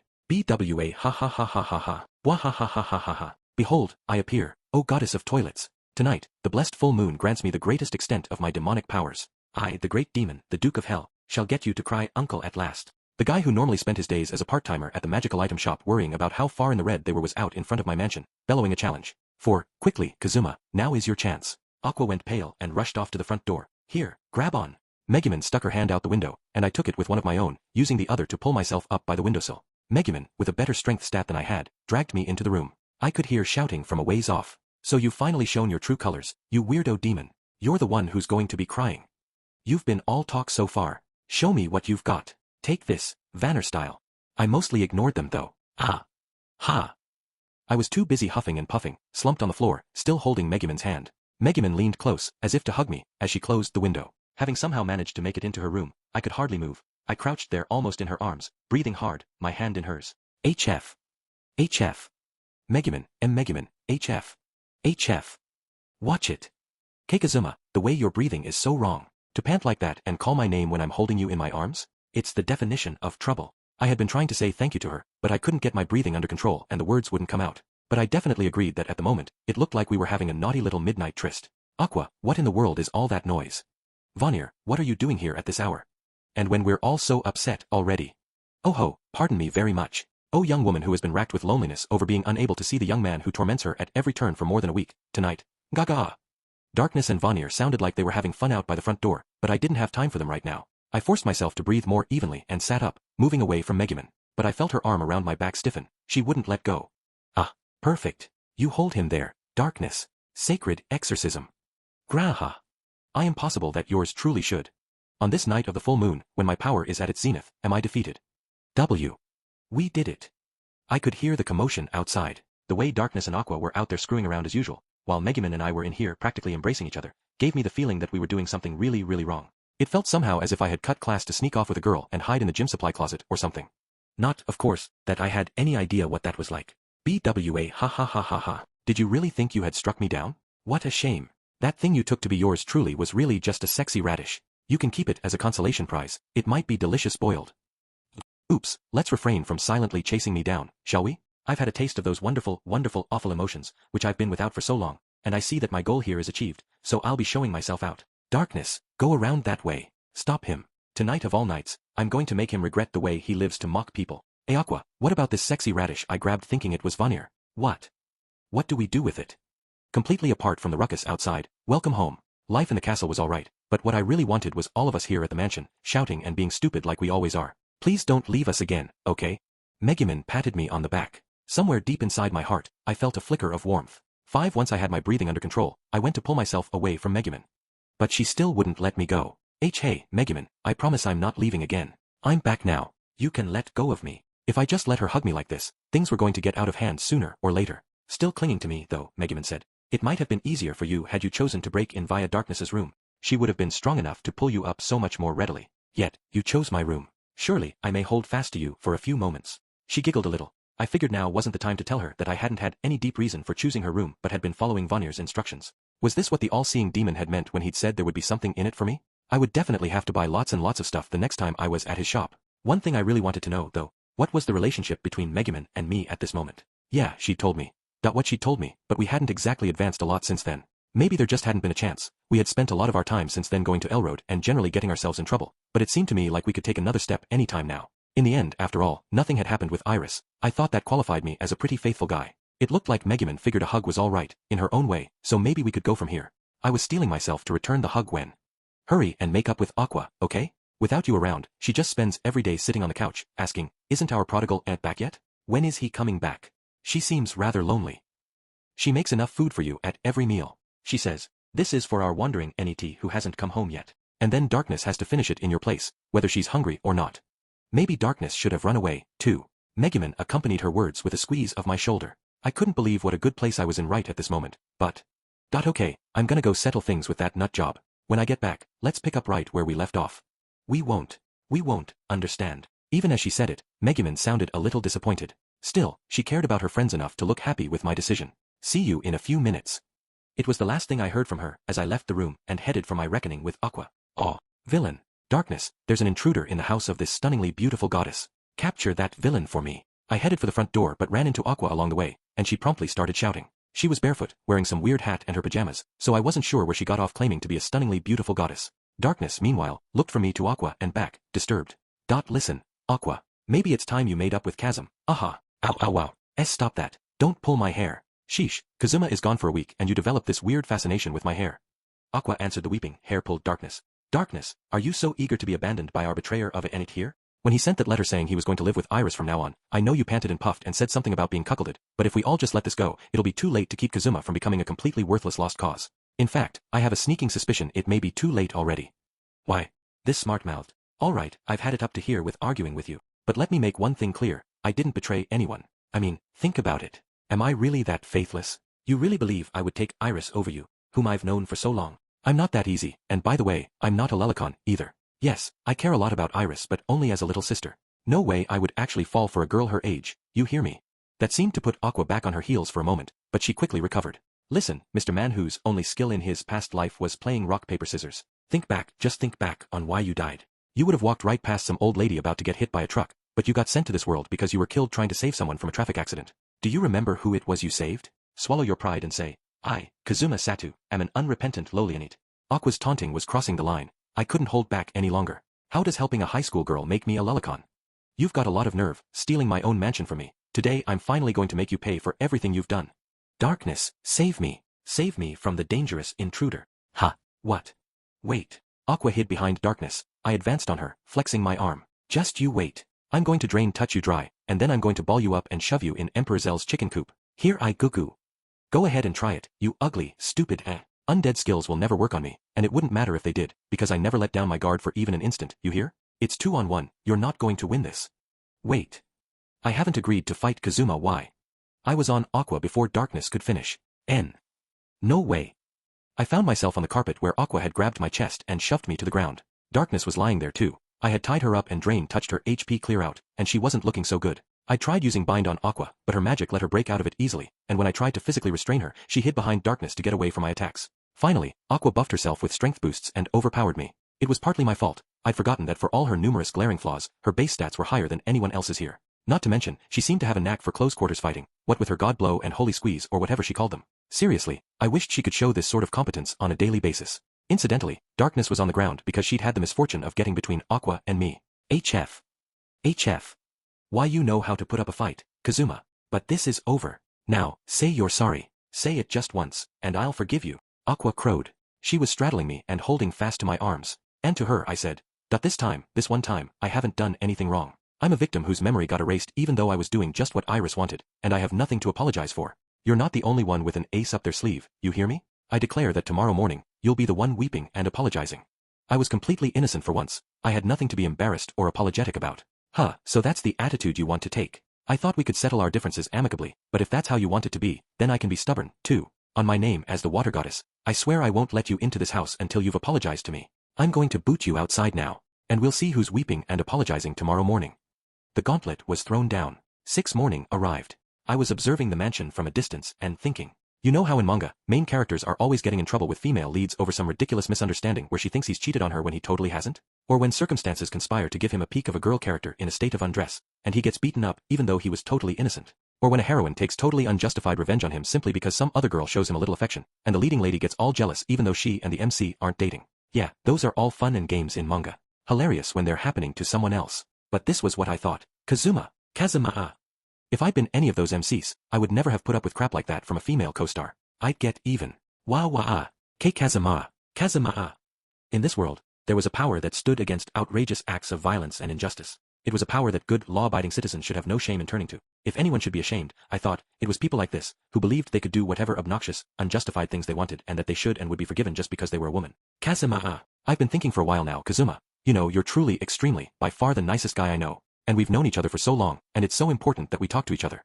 Thus, Aqua shouted between her tears from the second-story window. I pointed at her. That's her, officer. We asked at the real estate office and found that the name Kazuma Satu really is the one on the deed. It seems that's you, sir. All right, we will now commence the operation to dislodge the unauthorized occupant. It was my duty as a citizen to report the person who had stolen my house. Kazuma. Wara, my dear, sweet Kazuma. Seeing the police preparing to attack, Aqua was properly panicked. Me, I'm just Kazuma's housemate, you could say. Is that right? It would be quite a scandal if a member of the Dustiness family was found to be consorting with criminals. Darkness, having been slow to get out of the house, was currently being interrogated. As for Megumin, she had smelled danger and had fled the mansion before it was surrounded. So much for my assumption that she was the one I was closest to. And then. Awa. Dear, sweet Kazuma. Please, Kazuma. Forgive me. I'm sorry. I was wrong, so forgive me. I beg you. I'm begging you. Aqua kept weeping and apologizing, obviously about to be arrested by the police. I took a few steps closer to her. Hey there, water goddess. Can I come back in the house, even though I haven't said I'm sorry yet? I'm sorry, Kazuma. From now on, I swear I'll take you seriously. I won't doubt you anymore, so call them off. Aqua cried as 2 officers dragged her out of the house. I watched her go by. It's out of my hands, Nuo. I exclaimed and fixed her with a big, triumphant grin. 7 Back in my living room for the first time in a long time, I was napping in my usual spot on the sofa. Oh, most honored Kazuma, your tea is ready. I was sprawled out on the couch, one hand tossed over the backrest and both legs wherever was most convenient, when Aqua approached with my tea. Sure, thanks. I rewarded Aqua's obsequious delivery with 2 curt words. Then I went to take a sip. You worthless maid. Tea, my ass, this is just hot water. I've already told you a million times. You know as well as I do that if you so much as dip a finger in the water, it turns pure, so you have to be careful. Do it over. Come on, chop chop. Oh, I'm so sorry, honored Kazuma. I'll make you a new cup immediately. Just you relax. After my rebuke, Aqua rushed off to make more tea for me. Her tone was weird. I wasn't sure how she was able to act so deferential without sounding the least bit resentful about it. Maybe she thought of it as some new game. I am very glad everything ended up so neatly, Megumin said from beside me. Personally, I am at my most comfortable when we are all relaxing together in the living room like this. She took a pleasant sip of the tea Aqua had made for her. I guess Aqua was perfectly capable of making tea for everyone else. I was the only one who kept getting cups of hot, purified water. It was almost like she was doing it on purpose, almost like she wanted me to yell at her. Darkness, looking the slightest bit jealous of Aqua, said, in any case, you're back safely, and I'm willing to call that a happy ending. Please don't get the police involved next time.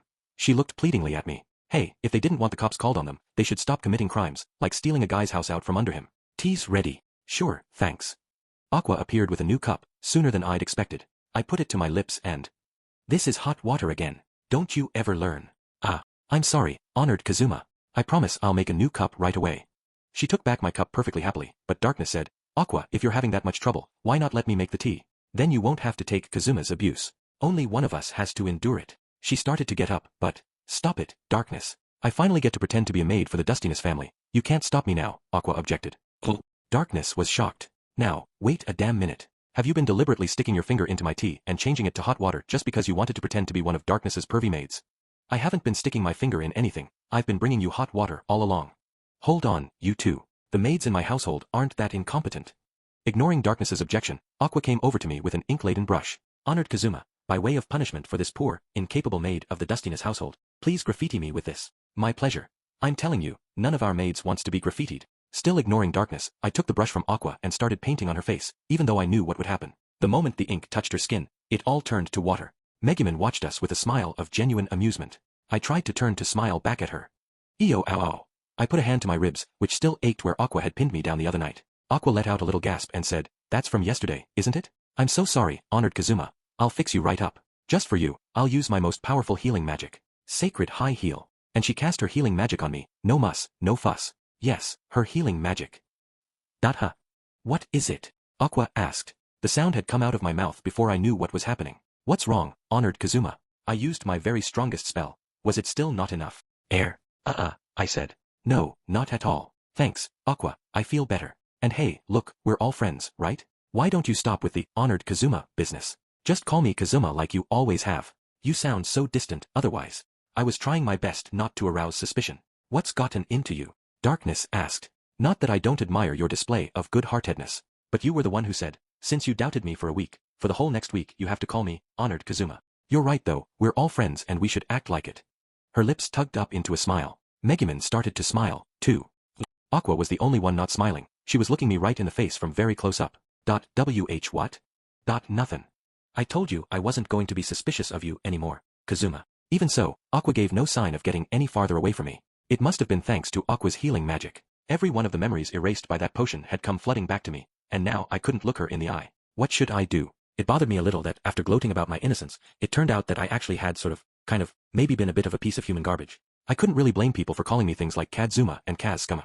Aqua kept looking at me, apparently picking up something weird from the way I was sweating and looking away from her. Trying to distract her, I brought out the letters. Aqua, remember these? I know you read these letters a week ago, but with my memories erased and all, I feel like I just saw them. Come on, remember how they made you feel.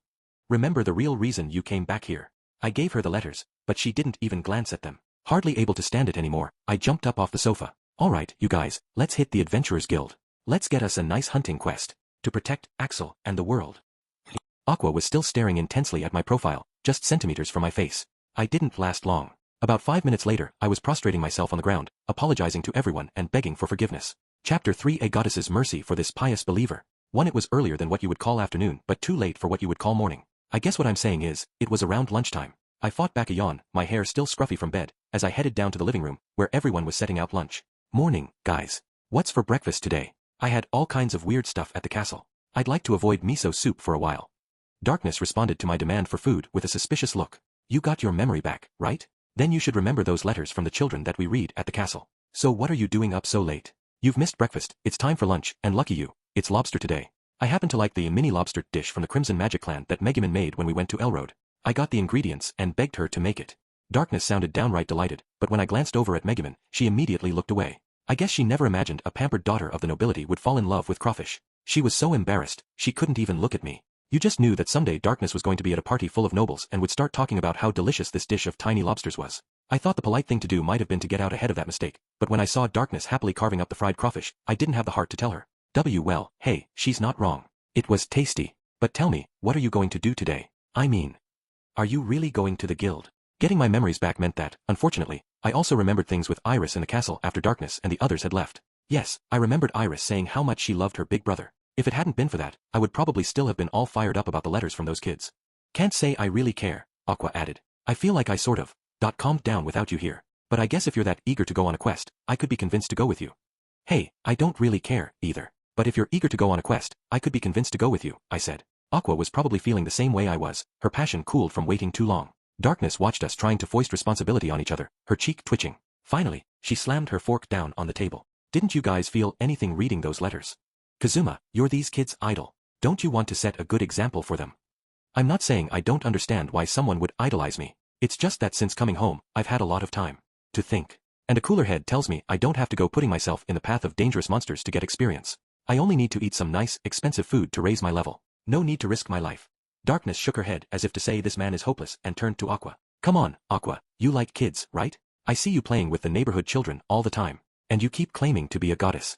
You even said it at the castle. So isn't it your job to deal with the Demon King? She sounded like she was talking to a stubborn child, but Aqua went on the alert when Darkness brought up the goddess thing. Yeah, I'm Aqua, the goddess of water. But I've never known you to believe me when I said it. Do you really think I'm a goddess? If you really believe me, then I, your long-term housemate, should be more important to you than Eris, right? You'll convert to the Axis faith, right? I guess her recent experiences with me had made her more suspicious. Darkness must have been expecting Aqua to simply roll over when she called her a goddess. She looked a little cowed by this unexpected pushback. Well, my family and I have long been in the service of this nation, and our public position would never allow us to convert away from the Eris Church. I think. You liar, I knew you didn't believe in me. Come on, Darkness, I really am the goddess of water. Don't you ever wonder about me? What normal person can hold their breath underwater forever or change liquids to pure water just by touching them? Aqua grabbed Darkness by the shirt. The Crusader's eyes began to brim. Yeah. That. I know you have to have crazy high faith to be an archpriest, especially of the Axis sect, and I heard that gives you power. I thought maybe it wasn't that surprising if a follower of the water goddess could purify liquids or breathe underwater. Apologize. Say you're sorry for talking about my precious children like they're inhuman freaks. Besides, those letters you showed us only said nice things about Kazuma. I think it's about time people started giving the Axis Church its due. Specifically, I think I deserve some fan letters by now. Darkness's eyes glittered. Alright, that's perfect. I can get some of those, too. Wait, right. Hey, I said, unable to ignore what I just heard. What was that? Darkness slapped a hand over her mouth, but it was too late to take it back. Did you say, I can get some of those too? I see it now, Darkness, you asked the kids to write those letters. Didn't you? Darkness smacked the table again and stood up. So what if I did? Yes, I paid children to write those letters. But what else was I supposed to do? You sure weren't going to come home on your own. She wasn't going to back down. I stood up too. What's with the attitude? Those are the first fan letters I ever got. I've treasured them. GG, were you that happy about them? Now I feel kind of bad. Maybe she did too, because Darkness trailed off. I couldn't stand the way she kept acting more and more like a noble. You used to be such a straight and narrow idiot that you wouldn't even mention your family's name to people, and now you're creeping around paying kids to write letters? It's bad enough that you started throwing your weight around, but this.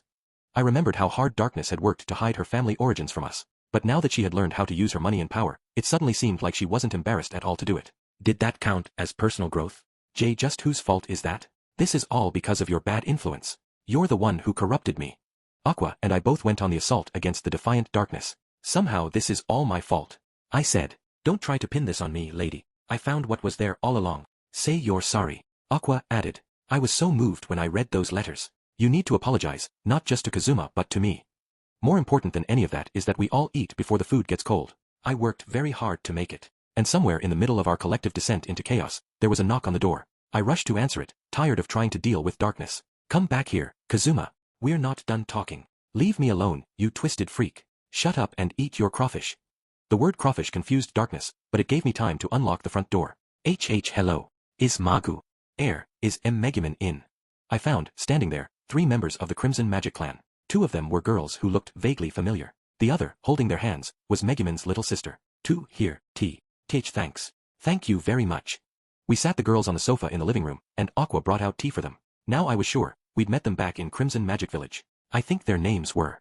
So, Funikura, Duranko, what brings you here so suddenly, and accompanying my little sister? You could at least remember a person's name. I'm Funifura. And it's Dodonko, not Duranko. Are you upset that I almost called you Megumin earlier? I swear I just bit my tongue. Megumin's comment brought it all back to me. As I recalled, these 2 had something to do with Yunyun and Megumin back in the village. There you have it, Megumin said. This is Funifura and Dodonko. Highly average, not at all distinguished members of the Crimson Magic Clan, but I suppose you could be so kind as to remember their names. They weren't pleased by Megumin's half-baked introduction. Highly average. Be so kind. I know people think we're interchangeable or that we don't stand out. But what about you, Megumin? You stood out for all the wrong reasons. While Megumin and I entertained Funifura and Dodonko, Aqua and Darkness were busy with Kameko. Here, eat up. Don't worry, we have lots. Take your time. Kameko, I'll give you some snacks later. So you don't have to wolf it down so fast. I'm scared watching you. She must have been hungry, because she had stuffed enough food in her mouth to make her cheeks bulge. They were worried she might choke. Funifura, the assertive-looking one with the pigtails, sounding nervous at being in an unfamiliar house, said, So, Megumin, it's been a while. Dodonko and I brought your kid sister here because things had gotten so bad for her. She glanced uneasily at Kameko. Yeah, things or. Specifically, your house, Dodonko, the one with the ponytail, added. We were afraid she might end up homeless. We'd heard you and Yunyun made it to Axel, so we brought her here, kind of like her bodyguards. She looked pretty proud of herself, but I said, how have things gotten bad? What happened to Megumin's house? I think I talked to the 2 of you for a bit back in the village, right? Both of them twitched a little. I guess they were uneasy talking to guys. You're Megumin's boyfriend, right? Funifura ventured. So you're living with Megumin? To be fair, it's not just her house. The whole village is in bad shape. Yeah, it's. Well, it's not easy to talk about, but. Neither of them could quite bring themselves to explain what was happening. Megumin cast a questioning look toward Kameko. Noticing her sister's attention, Kameko swallowed the food in her mouth and said, Our house went poof, and now it's gone. No context, no explanation. Megumin froze. Poof. What does it mean to go poof? I must ask you to be more descriptive. Funifura and Dodonko looked at each other as if unsure who should give her the news. After a moment of hesitation, Dodonko said, The Demon King's daughter led an army to attack Crimson Magic Village.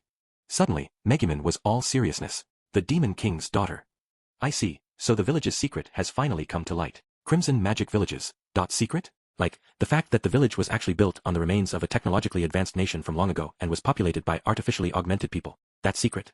Was that why the Demon King's army had attacked? But the nation that had produced the Crimson Magic Clan was long gone. What good would attacking do now? Megumin mistook my look of concern for worry about her people. Kazuma, you needn't look so troubled. A great many people in the village can use teleport. This would not be enough to destroy them. And even if the entire village was burned down, it would be simple enough to repair it with magic. True. I'm a little worried about your mom and dad. But I'm more curious what this big secret is. You guys have a habit of filching sealed gods from elsewhere to use as tourist attractions and collecting other dangerous stuff, right? You even had a weapon lying around that you thought might destroy the world. So I was just wondering what the Demon King's daughter would be after. Frankly, by this point, I wouldn't be surprised no matter what they turned out to be hiding. I wished they would come out and tell me already. I see. Yes, I suppose it would be best if you knew. Maybe Megumin understood what I was thinking. She turned and looked at me seriously. As a matter of fact, one of the many famous tourist destinations in Crimson Magic Village is an observatory from which the Demon King's castle can be seen.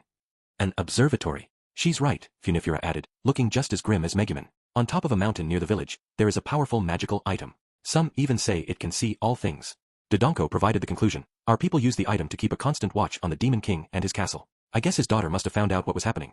I supposed I could understand how the Demon King's army would find an observatory less than amusing. Information could mean the difference between victory and defeat in war. The Demon King's daughter would obviously want to take out anything that let an enemy spy on them. We never imagined she would discover the secret, Funifura said. The whole attraction of that observatory is that, they say, you can see directly into the bedroom of the Demon King's daughter anytime. Yeah, Dodonko agreed. The Demon King's intelligence network is nothing to sneeze at. What did you just say? I demanded. They are correct, Megumin confirmed. That building is crucial to us. It brings in considerable money as a tourist attraction. When it is not in use, it serves as a source of comfort for the village needs. To think of it now gone. Well, of course she would want to take that out. There's something I've been meaning to ask you guys for a while now. Why is the Demon King so fixated on destroying humanity? Is this whole endless war because of you and the Axis Church? The 3 Crimson Magikers looked away from me. Hey, you do know, don't you? My goodness, Kazuma, you needn't try to pin everything on us. All we do is have that picnic once every 4 years or so. Aqua, who was busy giving Kameko some post-meal snacks, looked up curiously at Megumin. Picnic? Funifera explained, everyone in the village who can use teleport gets together once every 4 years and has a picnic right by the Demon King's castle. They have a nice barbecue, then they all cut loose with their magic against the barriers surrounding the castle. When the Demon King's army comes out, they teleport back home. You guys are bad news, stop with the childish pranks already. But okay, I think I understand the situation. Thanks for bringing Kameko here. We can just keep her with us at the house, right? Funifera and Dodonko shared a sigh of relief at that. That would be great. We couldn't think of anywhere else to take her.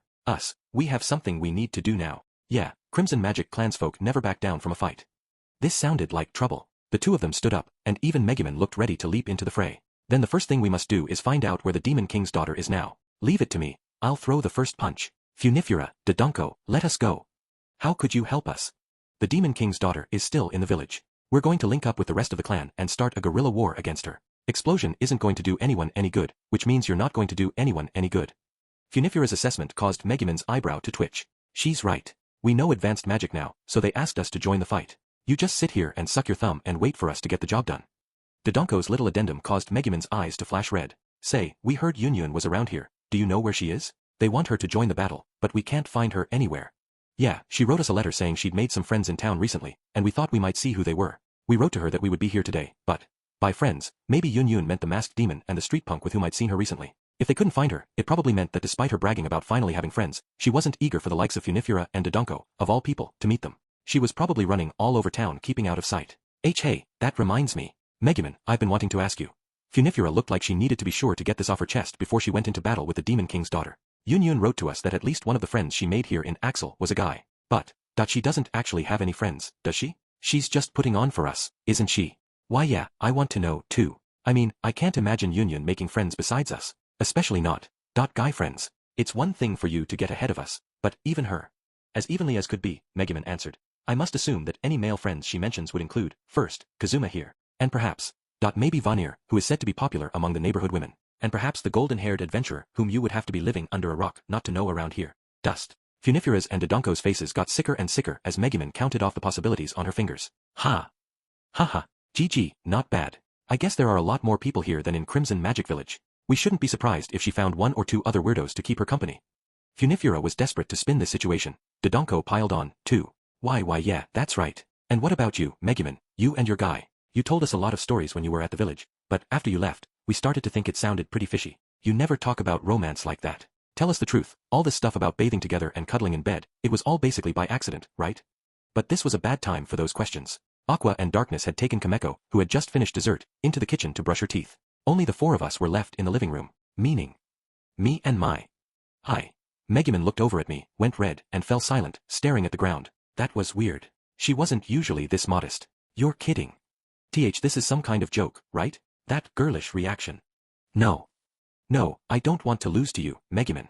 Not when love was always the furthest thing from your mind, the last thing you were interested in. The girls had gone as pale as if they had seen the end of the world, but Megumin merely gave an embarrassed scratch of her cheek. And then, a bit awkwardly she said, please don't tell my parents yet. You haven't beaten Uyuis. I watched the 2 girls run away crying. Megumin gave a satisfied sniff. Funifera and Dodonko might have been gone, but they had left us Kameko to look after, so we went into town to grab everything a little girl might need. Then we settled back at home. Aqua practically threw herself onto her spot on the sofa the moment she came in. In her arms was Konosuba, struggling to get loose. We hadn't seen much of her, busy as we'd been with traveling and living at the castle and so on. Now then, Megumin said. Kameko, you can sleep with me in my room. It's been a while since we saw each other, and I'm sure you've been lonely. We can sleep together again at long last. You get lonely so easily, sis. Kameko. Kameko dispensed this burn almost disinterestedly, fixing an intense stare on Konosuba where she flailed in Aqua's arms. Looks tasty. Kameko, we have plenty of food in this house, so you must not eat either Konosuba or Emperor Zell, who lives in the chicken coop. Megumin sounded vaguely anxious. Kameko wiped the drool from her mouth and nodded. Yeah, we can't eat them till they fatten up. No, Kameko, we aren't going to eat them at all. They're our pets. Aqua held Konosuba protectively and drew back a little in the face of Kameko's bald ruthlessness. Well, since you've come all this way, Kameko, how about a welcome party? Your big bro'll make you all kinds of delicious stuff. You're so cool, big bro. Kameko exclaimed with innocent joy. Then she produced what looked like a notepad and started writing something down. What are you writing there? Megumin asked, coming over. Month such and such, day so and so. Sis's man hand fed me. Guess he likes me better than her now. Kameko, where are you learning words like this? Megumin was awfully excited. Bakarori, that worthless any. Are there no good neats in the world at all? That kind of touched a nerve, even though I guess, as an adventurer, I wasn't a NET, so she wasn't technically talking about me. Anyway, what is this? Megumin went on. A diary? Mom told me to write everything that happens between sis and her man in this book. So she was a spy in the house of Kazuma. 3. I got plenty of sleep the next day, by which I mean I got up around noon, and then I went downstairs for some breakfast/lunch. Sis, more. Kameko, you can eat your fill any time while you're in this house. So there's no need to gorge yourself at every meal, alright? I came down to discover Kameko jumping exuberantly as if hoping to free up some space in her stomach and Megumin giving her a worried look. And then there were. Hey, darkness, lunch tastes a little salty today. Sniff. I can't see through the tears. Point 2 women looking at Kameko and weeping copiously. I guess the sight of this poor, deprived child was more than they could bear. But I never get to eat this much. That may be true, but as your older sister, I'm somewhat embarrassed. Look, there's pudding for dessert. Yippee.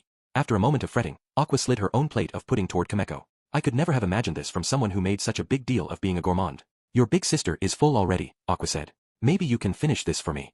Can I? Pudding is a really fancy, really expensive dessert that I only ever get on my birthday. Are you sure you aren't going to eat it? Despite her question, Kameko didn't take her eyes off Aqua's pudding. Darkness and Megumin, unable to sit idly by, both slid their desserts toward Kameko, too. Kameko, our adventuring party is now one of the most famous in the nation. Money is no object for us, so you needn't worry. I will treat you to a wash basin's worth of pudding tomorrow, so for today, just say thank you to everyone and eat your dessert. Thank you. Kameko held the pudding carefully as if it were a priceless treasure and bowed deeply, causing Aqua to wipe at her eyes again. That was when Megumin noticed me watching this touching scene. Oh, so you are awake. Want something to eat, Kazuma? Yeah, please. Hey, Megumin, if you needed money, you'd let me know, right? I've been keeping the majority of your quest rewards like you asked. I know you only accept enough for food, small expenses, and some pocket change each month. I have everything you've earned set aside, okay? Megumin showed a pretty minimal desire for money. Sometimes she would squawk about a nice robe or an awesome item she'd seen, but the most expensive thing she owned was the staff she'd bought with the reward from our long-ago cabbage hunt. Heck, when I'd seen Megumin's wallet the other day, bursting with coupons, I'd experienced a sort of indescribable emotion. I appreciate that, she said. But it is all right, even on my small stipend, I am able to send something home each month. More to the point, if I sent more than I do, I know my father would only blow it making magical items. That guy is surprisingly shiftless, I said, getting my belated lunch. Sis, now that your man is finally up, are you going to go to the Adventurers Guild today? Kameko, you must stop this your man business. Aqua was watching the jabbering sisters with a fond smile, sipping her after-lunch tea, but then she said, I see. Would you like to go to the Adventurers Guild, sweetheart? If you're interested, who better to go with you than your very well-known big sister? Good point, Darkness said. The whole reason we came back here was supposedly to revisit the basics and accept some quests. Let's take Kameko on a tour, and while we're there, we can see if there are any good quests. But, Kameko, why do you want to go to the guild? You know it's not a playground, right? Kameko turned to the 2 women, whom she evidently had wrapped around her little finger, and said, I want to go to the Adventurers Guild and see sis being awesome. As a reason to go, it didn't make a lot of sense. It caused Megumin to flinch, though. Sis told me in all her letters, she said how everyone at the Adventurers Guild loves her and how the moment she gets there, everyone starts bowing to her and being real polite. Now, this I had to know more about. In the ensuing silence, I let a single word drop. Hey. Megumin flinched even harder. Kameko, I think you should go play outside for a bit. Emperor Zell is in the chicken coop there. And it's been so long since you and Konosuke had fun together. Take her and go feed the Emperor together. Okay, we'll fatten him right up. Megumin's expression was pinched, and she showed no hesitation in sacrificing Konosuke, who had been doing her best impression of a sunflower on the windowsill. But she got Kameko out of there. Megumin was being very careful not to look at me, so I repeated myself. Hey. It's not true. She turned, immediately assumed a formal sitting position, and began with a denial. I didn't know exactly what wasn't true, but if she wanted to try to make excuses, I figured I would hear her out. Once we were all sitting down, Megumin got a far-off look in her eye, like she was thinking about the past, and started in. Please listen to me, for there are complicated circumstances at work here. Yes, it happened when I was still in Crimson Magic Village. And then she told us the story. That's not complicated at all. All that had happened was that she had exaggerated a little in her letters to her family. Partly, she had wanted to reassure her mom and dad, who had been worried about whether she could make her way in the world. Come to think of it, when we'd visited Crimson Magic Village, I seemed to remember her parents being given to exaggeration themselves. I felt I had no choice. Just imagine if, out of an excess of worry, they decided to come here. Kazuma, it would be rather inconvenient to you if they dragged me back home, wouldn't it? Megumin stood up defiantly, tossing her cape out behind her. I guess. Wait, drag you back home? Would that be a problem for me? Hey, Megumin said as I thought it over. I'd be in trouble without you, Megumin. I would have to redo our entire chore chart, and I would have to do more chores. Plus, who would play my game with me, then? Aqua was earnestly trying to comfort Megumin, but it only caused our wizard to put a hand on the carpet in defeat. Darkness gave her what was probably intended as a reassuring pat on the back. Well, look, forget about that. We'll just have to tell Kameko the truth. She's going to find out eventually. Wouldn't it feel better to tell her yourself? Aqua and I nodded along, but Megumin said, my authority as a big sister. No. Darkness, you are right. The whole reason I embellished my achievements was to make my parents feel better.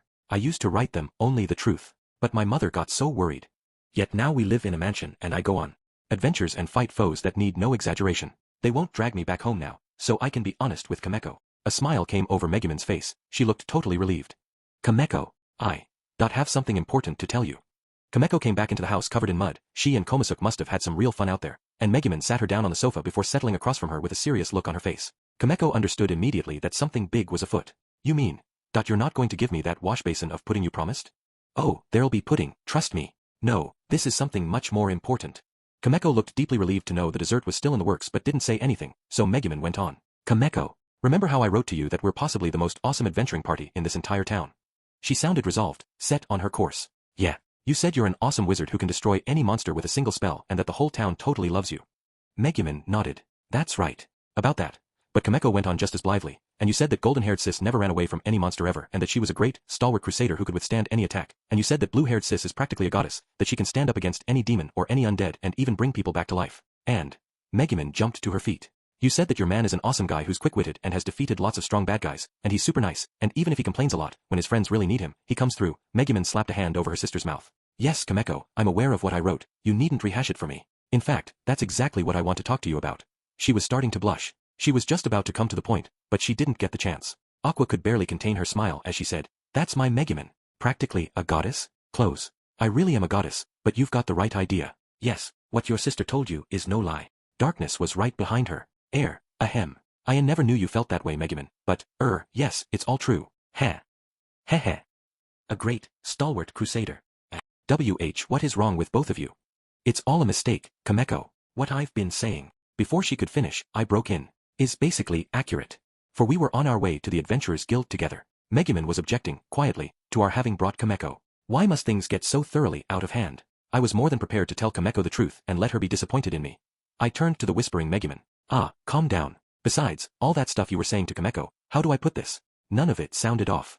Maybe a little exaggerated. He's right, maybe just a little. Anyway, some things are hard to communicate in a letter. It hardly even qualifies as a mistake.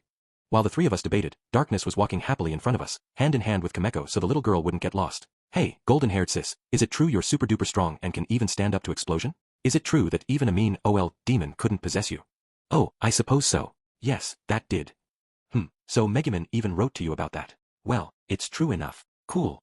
Darkness seemed to be trying to coax Kameko into saying nice things about her. I guess she really didn't get enough praise on a daily basis. I suppose she was pleased to have someone recognize her. It was easy to ignore someone who just stood around guarding things, and most people did. Hey, what about me? Tell me a bit more about me. Aqua, apparently also starved for praise, wandered up to Kameko and Darkness and started fishing for compliments. I'll have to ask later what Megumin wrote about me. Megumin's voice carried through the guild hall despite the building's large size. I have something to say. Those were the first words out of her mouth when we came inside, and everyone in the building turned to look at her. Megumin and I had gotten here first, the plan being that we would explain things to the other adventurers while Kameko stayed with Darkness and Aqua. Listen, I said, there's something I'd like to ask all of you to do. And then while I still had their attention, I explained what was going on. I told them how Megumin's sister was staying with us and how our exploits might have been slightly exaggerated in the telling. In particular, I mentioned how Megumin was supposedly the object of intense respect and admiration at the Adventurers Guild. I just want to make sure we all have our stories straight, I concluded. As for what's in it for you, while Megumin's sister is here, I'll be picking up everyone's tabs at the bar. My treat. That got some eyes to light up. A lot of people didn't seem really into it though. Maybe they felt bad lying to a kid. I know, it's an obnoxious thing to ask. But please do it for me. Hoping to win those people over, I bowed deeply. Kazuma. That brought Megumin up speechless. Then a little smile came over her face. You needn't go so far for me. I think it is time I told Kameko the truth. My authority as an older sister is less important to me than you, Kazuma. Not embarrassing yourself on my behalf. Please everyone, let's all pretend this didn't happen. I apologize for nearly getting you dragged into something so strange. Then she bowed to everyone, and that was when it happened. Don't back out now, Megumin. I don't mind saying whatever. Not if Kazuma's gonna pick up my tab. The voice belonged to an adventurer I recognized, someone we'd drunk with at the guild a few times before. You know, Kazuma helped me once when I had just arrived here. He took me to lunch and taught me the basics of adventuring. This is the perfect opportunity to pay him back. That was a woman I'd found almost at random once. I'd bought her a meal pretty much so I could pretend to be a veteran adventurer. You guys have taken down more than a few generals of the Demon King. You're aces. This ain't exactly a request from a bunch of nobodies. Just act respectful toward Megumin. Sure, I can do that. Thanks to you guys, I made out like a bandit on that bounty. That was another adventurer I knew very well. Megumin looked like she might burst into tears, but but she seemed a little pleased, no question. My goodness. Thank you very much. But it kills me to think of all you generous souls telling lies to sustain my pathetic pride. It's enough to know you feel that way. She bowed her head, but she didn't get to finish her excuse. Because the door of the Adventurers Guild flew open with a bang. Here it is, Axel's Adventurers Guild. This is a starter town, so it's a bunch of low-level weaklings, but they're all nice people, and if you go around looking sad and hungry, I'm sure they'll give you some treats or buy you a beer or something. In came Aqua, possibly praising the other adventurers or possibly not. Everyone turned to look at her, and caught sight of Kameko, who came into the guild holding Darkness's hand. But my big sis said the adventurers in this town were awesome. Her voice carried all around the guild hall as she went on. She said they didn't run away from the Demon King's General Beldia, or Destroyer, or the Kowloon Hydra, and that they're all super brave and great people. Kameko had a gigantic smile on her face. The collective gaze shifted back to Megumin, who had drawn her hat down to hide her beet red ears and wasn't making eye contact with anyone. That didn't bother Kameko at all. She went up to the nearest adventurer with a look of genuine reverence. You're awesome. GG, you think so? Heck, maybe I am. I guess adventurers from some other town would have run away. But your big sis is even cooler than the rest of us. The adventurer answered with a grin, causing Megumin's head to snap around to look at him. Beside him, a female adventurer said with considerable pleasure. Yeah, our levels aren't always high, but you know, it's heart that counts, and we have more heart than adventurers anywhere else. And Megumin has more heart than any of us. So cool. Ha. Megumin was about to try to stop the woman mid-sentence, but other adventurers piled on. Listen, little lady, everything your sister told you is absolutely true. The adventurers around here are a brave bunch. Hell, I myself charged Beldia head-on and died doing it. Haha, and I wasn't sorry, not if it meant protecting my town. Gotta say though, Megumin has me beat when it comes to sheer recklessness. She went one-on-one with Beldia. Did you know that? This adventurer was beaming at Kameko's awe-filled gaze. Megumin looked like she wanted to say something, but she couldn't get the words out. When we heard Destroyer was coming to Axel, people all over the world are afraid of it. Now, even I started shaking in my boots. But then I thought to myself, this town has given me so much, the least I can do is try to keep it safe. And even old Destroyer couldn't stand up to the power of Megumin's explosion. Come to think of it, that's the battle that gave me this scar.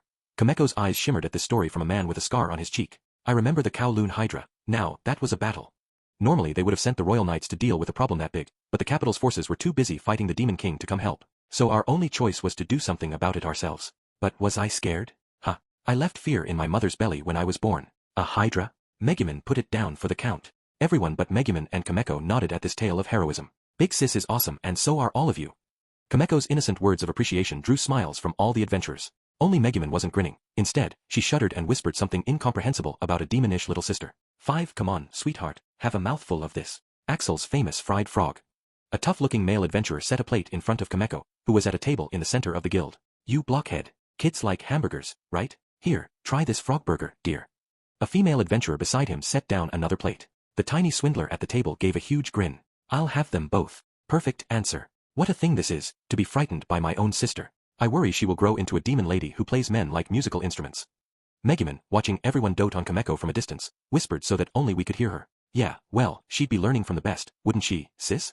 The way you always get to the tastiest part and then back off. Eyo ow wow. Megumin jabbed me in the side, maybe I deserved it, and we saw one of the receptionists go up to Kameko with a smile. She must have been drawn in by Kameko's charms, too. She was holding a bowl of ice cream. Kameko was wolfing everything down, her cheeks puffed out like a squirrel's. The receptionist stood behind her. Pardon me, may I have a moment? Still smiling, she took out some sheets of paper. She selected one and handed it to an adventurer. Hunt quest, Lucy's ghost, the adventurer muttered. Ha, hey, isn't this? At that, everyone else looked at one another. The pieces of paper the receptionist was holding turned out to be monster hunt requests. The leftovers, at that, quests that had been sitting around because nobody seemed to want to do them. When she saw that, Aqua frowned and came over to me. Kazuma, I've got a bad feeling about this. I'm sure they're going to try to foist something unpleasant on us. You're a sharp one, Aqua. I was thinking the same thing. Even from this distance, I could feel the danger wafting from the scene before us. I started slowly backing away. As we prepared to beat a hasty retreat anytime it might be necessary, the receptionist went over to Kameko, who was still sitting in front of the large quantity of food, enough for 2 people. Kameko, that's your name, right, sweetie? I'll give you some ice cream for dessert if you listen to what I have to say. I'm listening. Kameko didn't hesitate despite all the food she had just eaten. The woman set the ice cream in front of her. It so happens that a woman named Lucy, she was a priest once, was turned into a monster called a ghost. It's a long story about how. Does she still wanders this world, trapped in her abandoned church? Tell me, Kameko, sweetie, don't you feel bad for the poor lady who's stuck as a ghost? I feel bad, Kameko said promptly, nodding, her face already full of the proffered ice cream. Of course you do. Anyone would, wouldn't they? But don't worry, because all the amazing adventurers here are going to help Lucy. Ha! That came out of left field. Every person in the guild hall goggled. Hey, Miss Luna, what are you talking of? You will help her, won't you? Luna said, interrupting the adventurer. With Kameko sitting right there, her eyes sparkling with admiration. Nobody in the building was about to say no. Okay, we're going home before we get caught up in whatever this is. Look how pleased that receptionist is. She knows she's got somebody on the hook for a quest no one wants. I jerked my thumb in the direction of the adventurers, who were muttering and murmuring over the quest paper. There were no objections to my plan, so we all started inching toward the door. Lucy's ghost. There was this abandoned church standing at the foot of the mountain outside Axel. It didn't belong to the Axis sect or the Eris church. It must have belonged to some minor deity, I had no idea which, and Lucy was that god's last follower. Gods in this world drew their power from the faith of their followers. In other words, if not a single person believed in you, your power would vanish completely and you would disappear. Lucy was such a devout follower of her deity that she stayed in this world after her own death so she could continue worshipping this god, so that they wouldn't disappear. Nobody liked the thought of exorcising the spirit of someone as devoted and virtuous as Lucy, who had been so profoundly faithful that she kept praying even after she became a ghost. A former cleric, Lucy retained a strong resistance to holy magic despite being a spirit. To get rid of someone like that, you would need an awfully strong priest of your own, someone with profound faith and immense virtue. But that by itself was a sort of paradox, and so to this day, Lucy was still in her church, having never been driven out. You'd need one hell of a priest to get rid of Lucy, but they'd have to be a total jerk of a cleric to want to do it. Do we know anyone like that? Lots of crappy priests around, but it's the huge power thing that gets you. Too many priests here have gone soft because they love their gold so much. How about an Axis disciple? They wouldn't object to exorcising Lucy, would they? As this conversation gained momentum among the adventurers, we tried to eke our way out the door without making a sound. Kazuma. Megumin's agonized whisper gave me a very bad feeling. I slowly turned around. Every single person in the room was looking at Aqua. 6 the next day, we left Axel early in the morning, heading for the mountain to the north. Hey, Aqua. I know this might be a weird question coming from a crusader, but are you really going to exorcise Lucy? I honestly can't say my heart is in this. When the dust had settled the day before, we'd ended up stuck handling Lucy's ghost. The other adventurers had all been more than happy to foist the job on us, but there were plenty of other unwanted quests, so nobody got off scot-free. Kameko, for her part, was at the guild hall at that very moment, despite the early hour, apparently having learned that as long as she was there, people would constantly feed her. What are you talking about, Darkness? You heard the story, didn't you? This isn't some lonely poltergeist who just wants to hear an adventuring story. If I thought Lucy would eventually be satisfied and go to heaven on her own, I might leave her alone, but she's stuck here forever. I'm sure of it. Meaning it's my job to send her into the next life by force. I couldn't explain Aqua at that moment. We were all shocked by the genuinely goddess-like proclamation that came out of her mouth, so naturally she went on. Besides, however insignificant Lucy's deity might be, the fewer rivals the better, right? I'll send her to heaven and wipe out this god's last follower, and the god with her.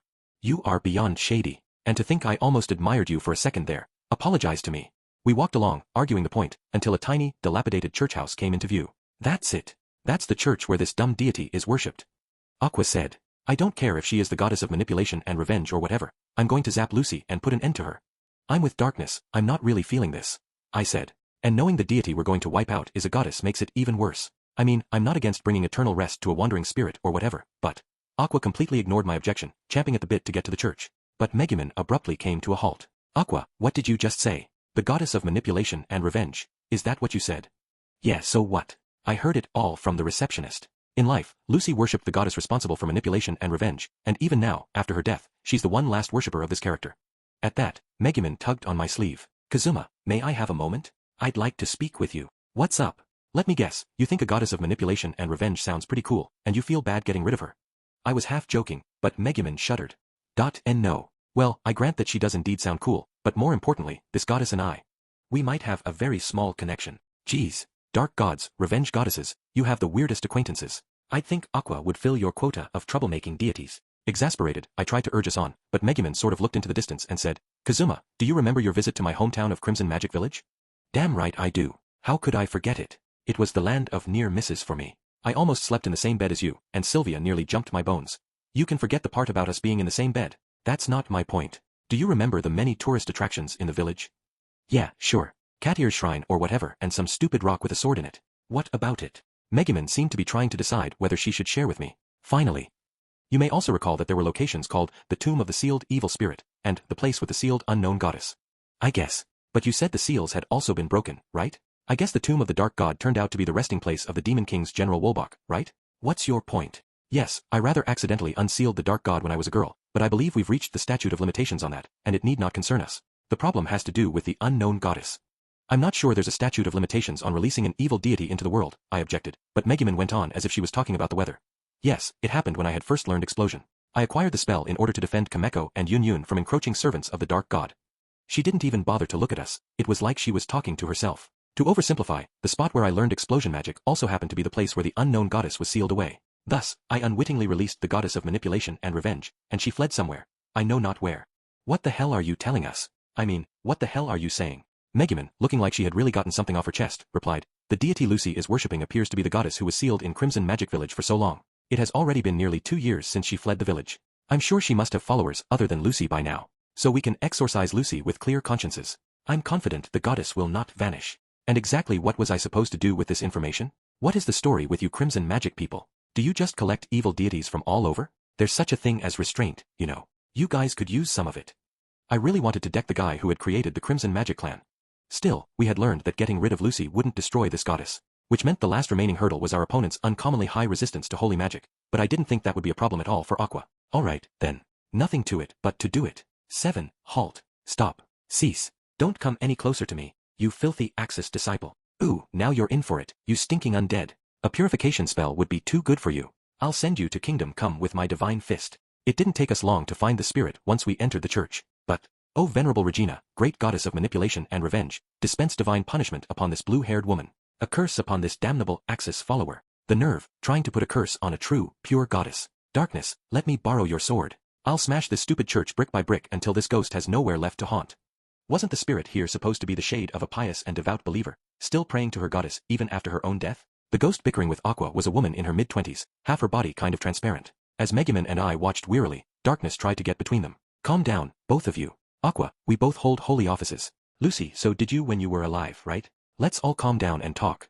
Don't the deities both of you worship hate fighting? Darkness had a sort of awkward smile on her face, but it became more awkward than smile as the goddess and the ghost both lit into her. Darkness, what do you mean, the deities both of you worship? You said just the other day that you believed I'm a real goddess, and this undead is an affront to my holiness and me, so we need to get rid of her. You know I worship Regina, goddess of manipulation and revenge, right? Do as is done unto you, is one of her central teachings, so I don't need some outsider barging in here pretending to know what she's talking about. Darkness's head was spinning from this two-pronged assault, but it wasn't over. Gosh, this is why no one likes Eris disciples. You're the majority, so of course you think there's no need to fight. It bugs me how you're all high and mighty just because you're the state religion. Tell me, Darkness, don't you agree that it wouldn't kill you to come pray at the Axis Church every once in a while? I'm so jealous of the Eris Church with all its followers. For us followers of minor gods, every day is like a war. Hates fighting. As if the have-nots don't have a choice except to keep fighting. Darkness quickly backed away from the ghost and the goddess. Forget about them, I told her. Aqua's just gonna purify her out of sight anyway. I have a role in the church myself, even if a small one, Darkness said, defeated. I only wanted to see if I couldn't bring her around.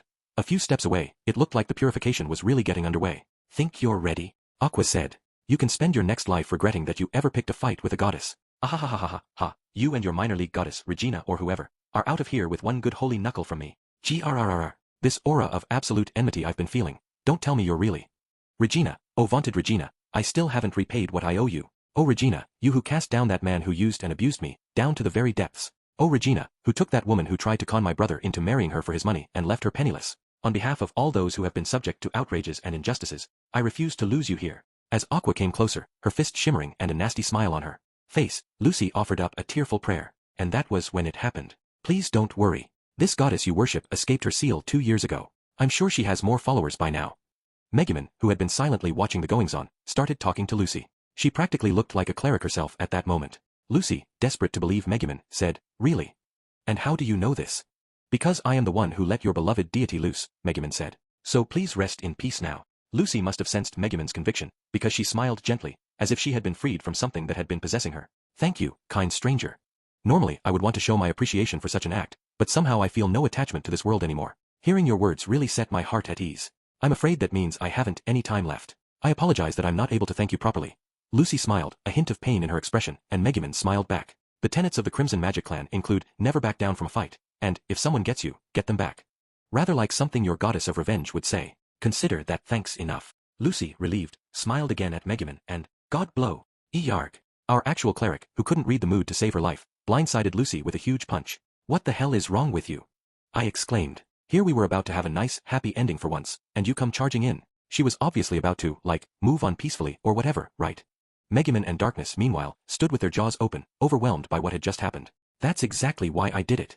I'm not going to let some nobody follower of some nothing god give me lip and then run away. Aqua, unable to maintain a mature attitude even in the face of a lost soul, stood there shaking with anger as the half-faded Lucy rubbed her cheek. The spirit pointed angrily at Aqua. There's no way you're a goddess, and you wonder why nobody wants Axis followers anywhere near them. Aren't you embarrassed that Eris, your junior goddess, has more followers than you do? Eris worship is the official state religion, but the Axis Church? Forget it. Aqua's eyebrow started to twitch. You're one to talk. The last follower of an insignificant deity who's about to vanish. Aqua made to grab the smart-mouthed spirit, but Lucy, already mostly faded, just floated away. Oh great and venerable Regina. As a follower of the goddess of revenge, I got the last word over this goddess, who has been outdone by her own junior. And now I'm going to run away undefeated. May your future be bright, my lady. And that was it. The pious follower of the goddess of manipulation and revenge. Wah wah wah. She ran away before I could get the last word in. Left this world with no regrets and one last victory that scarred the goddess of water. Chapter 4. A score to settle with this nasty monster. One here, Kameko, there's a piece of rice here. It was the morning after the day Aqua had defeated Lucy's ghost. Megumin was fussing over Kameko, who was having a breakfast large enough for several people. Megumin, watching her sister chow down, plucked a grain of rice off Kameko's cheek and put it in her own mouth with a thin smile. Sis, you stole my food. Kameko, that's a terrible thing to say about someone when they've only taken one grain of rice. If you don't want me to take anything, make sure you chew your food and eat a little more carefully. You don't have to wolf down your breakfast quite so fast, it won't run away. Megumin spoke gently, but Kameko, her face completely serious, set her fork and knife on the table and said, Once, the corn you picked in the fields ran away because you didn't eat it fast enough. It's time to let that go, Kameko. Cooked food doesn't flee. Aqua, who had already finished her meal, was watching the girls and smiling. Seeing them together like this makes me think siblings aren't all bad. Hey, Kazuma, I think I want a little sister now. I hear there's a magic item in this world that lets you change genders. I think you should try it out. I have no idea what you're talking about, but the yearning for a little sister that I can sympathize with. Little sisters are the best. Especially the ones who'll call you big bro, they're the best of the best.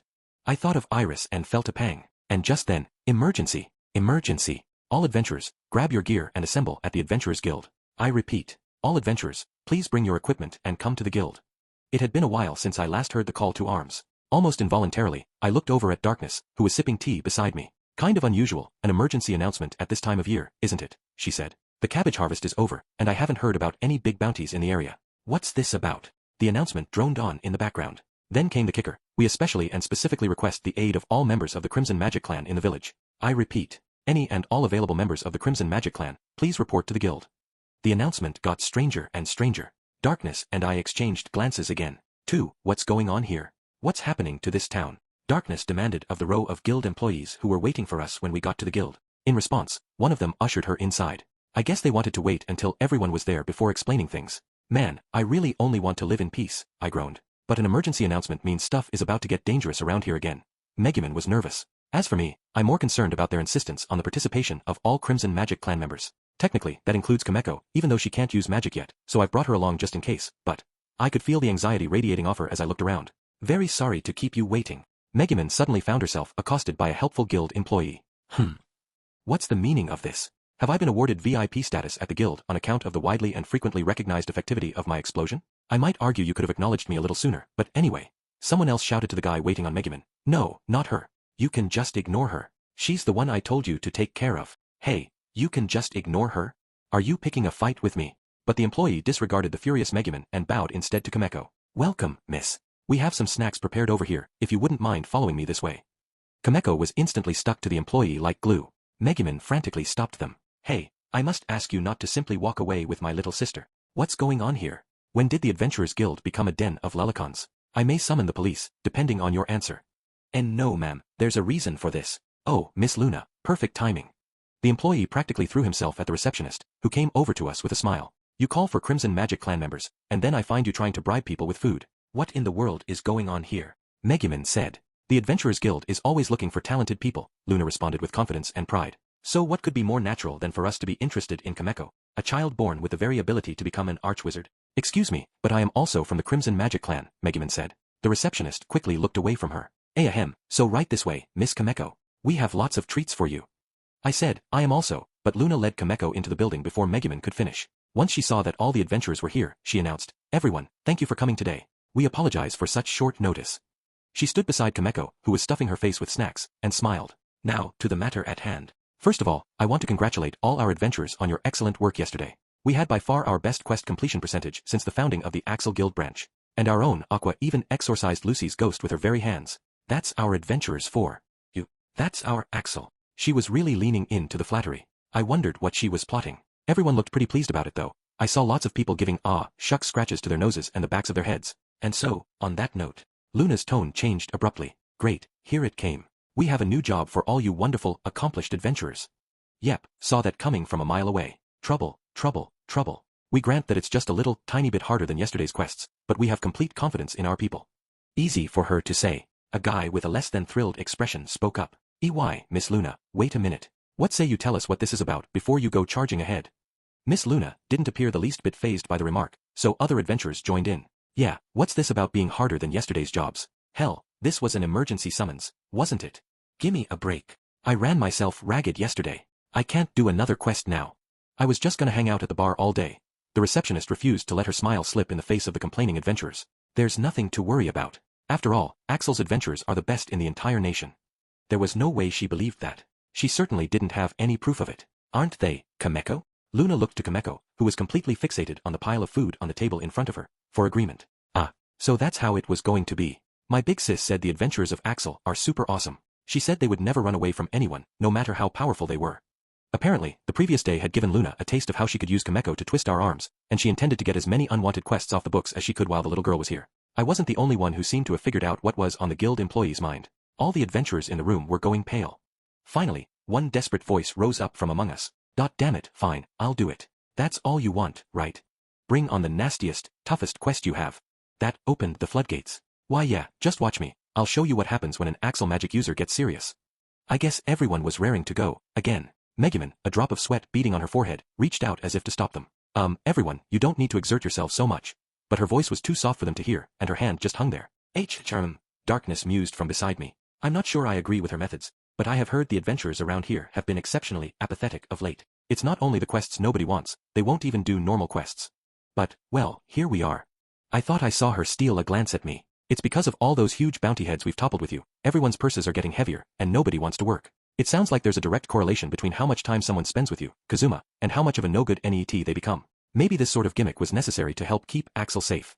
Listen to her spouting that BS. But she wasn't wrong that it would be an issue if nobody hunted the monsters around town. Okay, why don't we pick some random quest? Gotta show Kameko our best side, right, Megumin?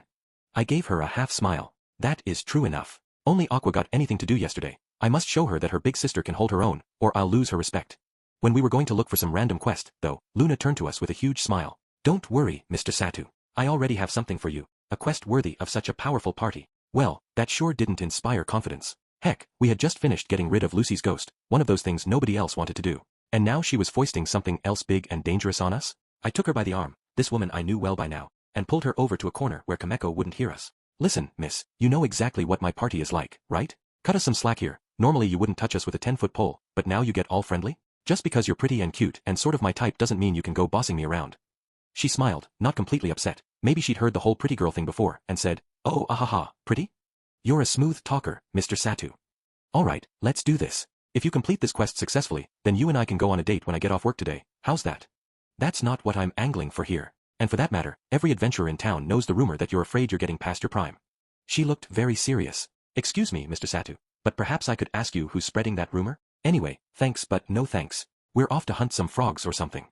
I made to leave, but I felt an iron grip on my arm. I won't let you get away, Mr. Satu. Everything else aside, this particular quest must be done by you specifically. That's one thing I'm sure of. The quest I'm asking you to complete would be absolutely impossible for anyone in Axel except for you.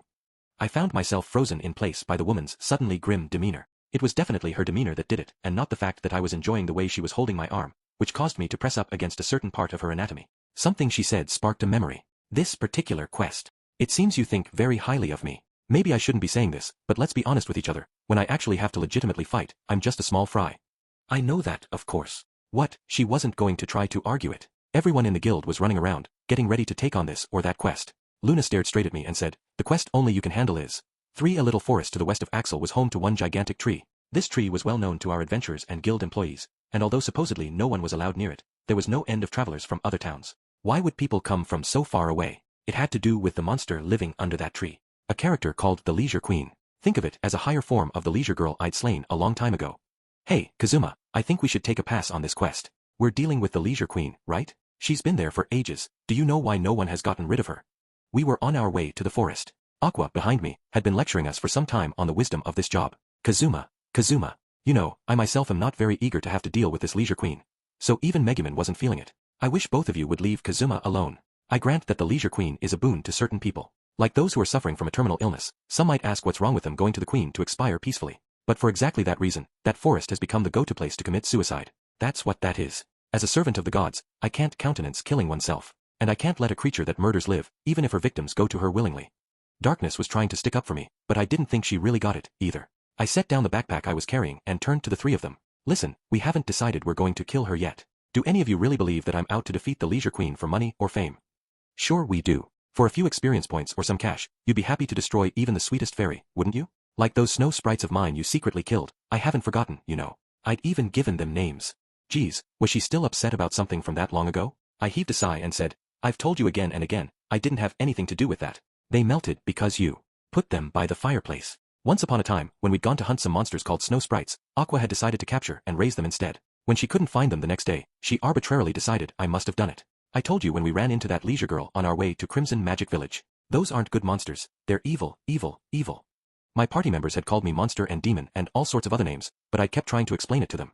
I really thought I had brought them around. Well, I've thought about it since then, and it seems fishy to me. If she was so awful, then my unclouded eye should have seen through her. Your unclouded eye is blind. I shot back, causing Aqua to puff out her cheeks. I pulled something from my backpack. HRK.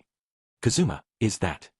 It was a magical item that had helped and hurt us more than once in the past, a bell that rang when someone told a lie. I knew if we just went straight to exterminate the queen, Aqua and the others would try to stop me. Hence the bell. It would help us establish once and for all how awful this creature was and prove that I had been right all along.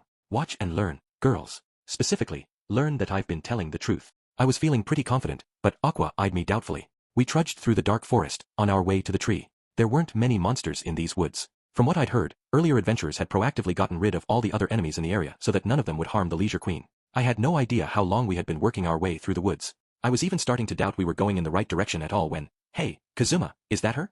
Something's sparkling over there. I looked where Aqua was pointing and saw what seemed to be the one bright spot in this gloomy forest. We headed toward it and discovered a massive tree along with a small spring of water. No trees grew beside the spring, so it caught the sunlight, glittering with the reflection.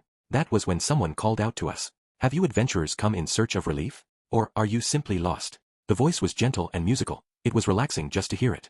I turned toward the speaker, who said, have you come specifically to see me? There she was, a beautiful woman, the lower half of her body basically made of vegetation. She looked friendly, downright pleased to see us. I hadn't been expecting this. So are you the Leisure Queen? Aqua demanded. The woman cocked her head. Leisure Queen? Is that me? I see, you humans do like your names. You gave one to me as well. Is that it? Then she happily repeated the name to herself several times. Thank you so much. May I personally express my gratitude to the one who gave me this name? I'm afraid they'll have to come to me, as I can't leave this spot. The Leisure Queen was so friendly, so earnestly fun, that I knew then and there, things were much worse than I had ever thought they would be. We had exchanged only a few words, and I could already see that not only Aqua and Megumin but even Darkness was starting to feel some affection for this creature. The leisure girl we'd taken out in Crimson Magic Village had played on people's desires to protect small, weak things. But this lady's strategy was to outright make friends, pleasant and fluent from the start. Ha! I see your roots have become completely fixed to the ground. I guess that makes you different from the leisure girl. She looked completely human, Aqua said, heedlessly getting closer to the creature to touch the roots. No, don't do that, the Leisure Queen exclaimed, all pretense of friendship forgotten. Aqua flinched with surprise, and Darkness stepped forward to cover Megumin and me. You must not touch my roots, the Queen said. They might harm you, whether I want them to or not. She looked sadly at the ground. Hey, what's going on here? If there's anything that's bothering you, I'd be happy to talk about it. Aqua sounded worried, and I was thrown for a loop by the Leisure Queen's words. I'd sure never thought she would deliberately tell us she was dangerous. What was the story here? Was this creature really a higher form of the leisure girl? She wasn't quite what I'd been expecting. I whispered all this to Darkness, who looked amazed that this was just occurring to me now. You've always insisted that the leisure girl was a black-heart monster, right? But this queen has always been known as a creature of integrity. Enough so that every adventurer sent from our town has agreed about it. Ultimately, even the Adventurers Guild argued about whether or not to destroy her. They couldn't agree whether she was really a monster who harmed people and therefore the valid object of a hunting quest. So that's why it came to me, huh? Come to think of it, Luna did say something about an investigation quest. I guess she knows that with my experience with the leisure girl, I won't let down my guard around this one, that I'll be able to take a good, objective look at things. I think that might be giving both of you a bit too much credit, but one thing that's for sure is that people did appreciate your willingness to destroy that leisure girl. The practical problem with having a leisure queen around was that everybody wanted to be the object of her affections. Adventurers would leave everything behind, even family and friends. For them to find their final rest in the arms of a monster was deeply ironic. It was a serious argument, Darkness continued. Which is really better, to die alone and lonely or, after a difficult life, to live out your last days with a beautiful woman, even if she is a monster? So you could die by yourself, unremembered, or you could go to your rest with a beautiful woman smiling upon you, even if you knew you would be monster food after that. I had to admit, that argument made it hard to think of this creature as wholly evil. At least, not if this leisure queen didn't also turn out to have a real dark side. Without ever taking my eyes off her, I said, I want to ask you something. What happened to everyone else who's come here? What kind of end did they meet? A very easy one, the leisure queen said. Faces peaceful and relaxed. She sounded matter-of-fact, yet as if she might burst into tears. But it seems you are not like the others who have come here, are you? She smiled fleetingly at me. The only way I can continue to exist in this world is by killing you humans. She didn't even try to conceal the nature of her existence. You look to be very strong of heart. Listen, it pains me deeply to ask such a thing, but the slightest tremble passed through her body. For the sake of my beloved humans. Would you exterminate me? That smile was sort of awkward. Damn, what's this about? Could it be this monster had a legitimately pure and decent heart? I remembered the time Aqua had exorcised a lich named Keel. He'd asked for it himself, saying something about wanting to go to the person he loved. This leisure queen was asking me to get rid of her so she wouldn't hurt any more humans. But wait, think back to the leisure girl. I'd been taken in by her at first. The only thing that had allowed me to exterminate her was dumb luck. If I'd left her alone, I was sure she would have been feasting on some unfortunate traveler right about now. You can't, Aqua exclaimed. She took the leisure queen's hand. You mustn't throw your life away when you aren't even suffering from a terrible illness or anything. Listen to me. In this world, no one and nothing is useless. The only things that should vanish from this world are the undead and demons. Even monsters, there are delicious ones, and cute ones, and even kind ones like you. Even needs should go on living, so a good-hearted creature like you should live so much more. The leisure queen looked moved, almost to tears. She's right, you haven't done anything wrong. In fact, people widely consider leisure girls to be a place of final respite for retired adventurers. Everyone agrees that it's better to meet your end in someone's loving arms than to die a slow, painful death from illness and old age. When they come to you, an even higher form of leisure girl, it is their own choice.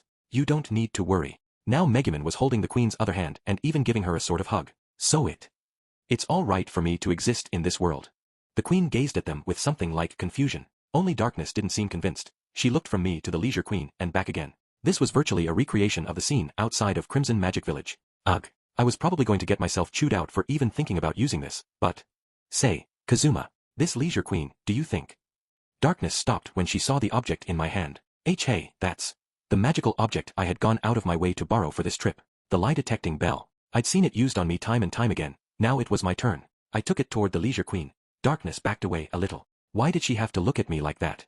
I was just an adventurer trying to be sure of what I was dealing with. Quit staring at me like that. I'm going to feel hurt. I'm not made of stone, you know. That got Aqua and Megumin to turn and look at us. Hey, Kazuma, what's that in your hand? It's not that, ringing thing, is it? I know all about that. Kazuma? Surely you don't doubt her? Surely you don't need to use that thing. Both of them looked as freaked out as Darkness, as if they couldn't believe I was really doing this. Meanwhile, the leisure queen cocked her head intently and said, What do you have there? Oh, this is a magical item that knows when you're lying, I told her. If you say something untrue, it jingles. The forest was completely silent as the leisure queen and I stared at each other. Aqua, Megumin, and Darkness were all glaring at me, incredulous that this was happening. Hardly able to bear it myself, I approached the leisure queen. Look, don't worry. If this thing doesn't make a sound, it'll mean we can completely believe you. The Adventurers Guild might even rethink wanting to get rid of you. Yeah, all of us here would be witnesses. But you're right, of course. I'm a monster. What right do I have to expect you to trust me? But please don't look at me so sadly. You're killing me, here. Hey, Kazuma, the way you look right now, it's totally like a woman who announces happily that she's pregnant, but she's been sleeping with other people, and it shows on her face so much that even her husband starts to wonder if it's his kid. That is going a little far, Aqua. Although I certainly recognize this person's penchant for infidelity and his tendency to constantly doubt everyone around him.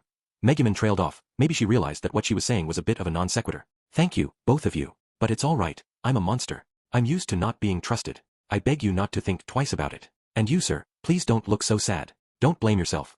The only one who actually seemed to have something to contribute to this conversation was the leisure queen, a fact that practically made me cry. Damn it, why did the guild lady have to stick me with this job? Did people really think I was that unfeeling? It was enough to hurt a guy. As I stood there stupidly with a bell in my hand, Darkness said gently, There's nothing wrong with what you're doing. I think this is the right thing. Why don't you give me the magic bell? I don't want you to always have to be the villain. No, my instincts were still telling me not to just naively trust her. The leisure queen hadn't taken her eyes off the bell since I'd brought it out. She had pretended not to recognize it, but I thought she knew exactly what it could do. Darkness, oblivious to what I was thinking, took the item. Leisure queen, let me ask you something. What do you think of us humans? You humans are immensely important to me. It's not an exaggeration to say that without you, I could not exist. Aqua and Megumin watched the bell closely, but it didn't ring. Darkness let out a profoundly relieved sigh and said, There, I'm sorry for doubting you. Please forgive us. But that's enough to clear your name. See, Kazuma? Come on, cheer up. Things went weirdly smoothly today, don't you think? Darkness sounded like there was a huge load off her shoulders, but I didn't look at her as I said, What happened to the adventurers and travelers who came to you, after they died? You used them for their nutrients, right? The air froze. GG's, you can't. I ignored Aqua's astonishment, looking directly at the motionless Leisure Queen. You said humans are immensely important to you, but you meant immensely important as food, right? The Queen looked at me, hurt, as if she might cry. Crap, this was really bugging my conscience right now, but there was something weird going on here. I was sure of it. She knew how the bell worked and was choosing her words carefully so as not to set it off. It's okay, Kazuma. Believe in yourself.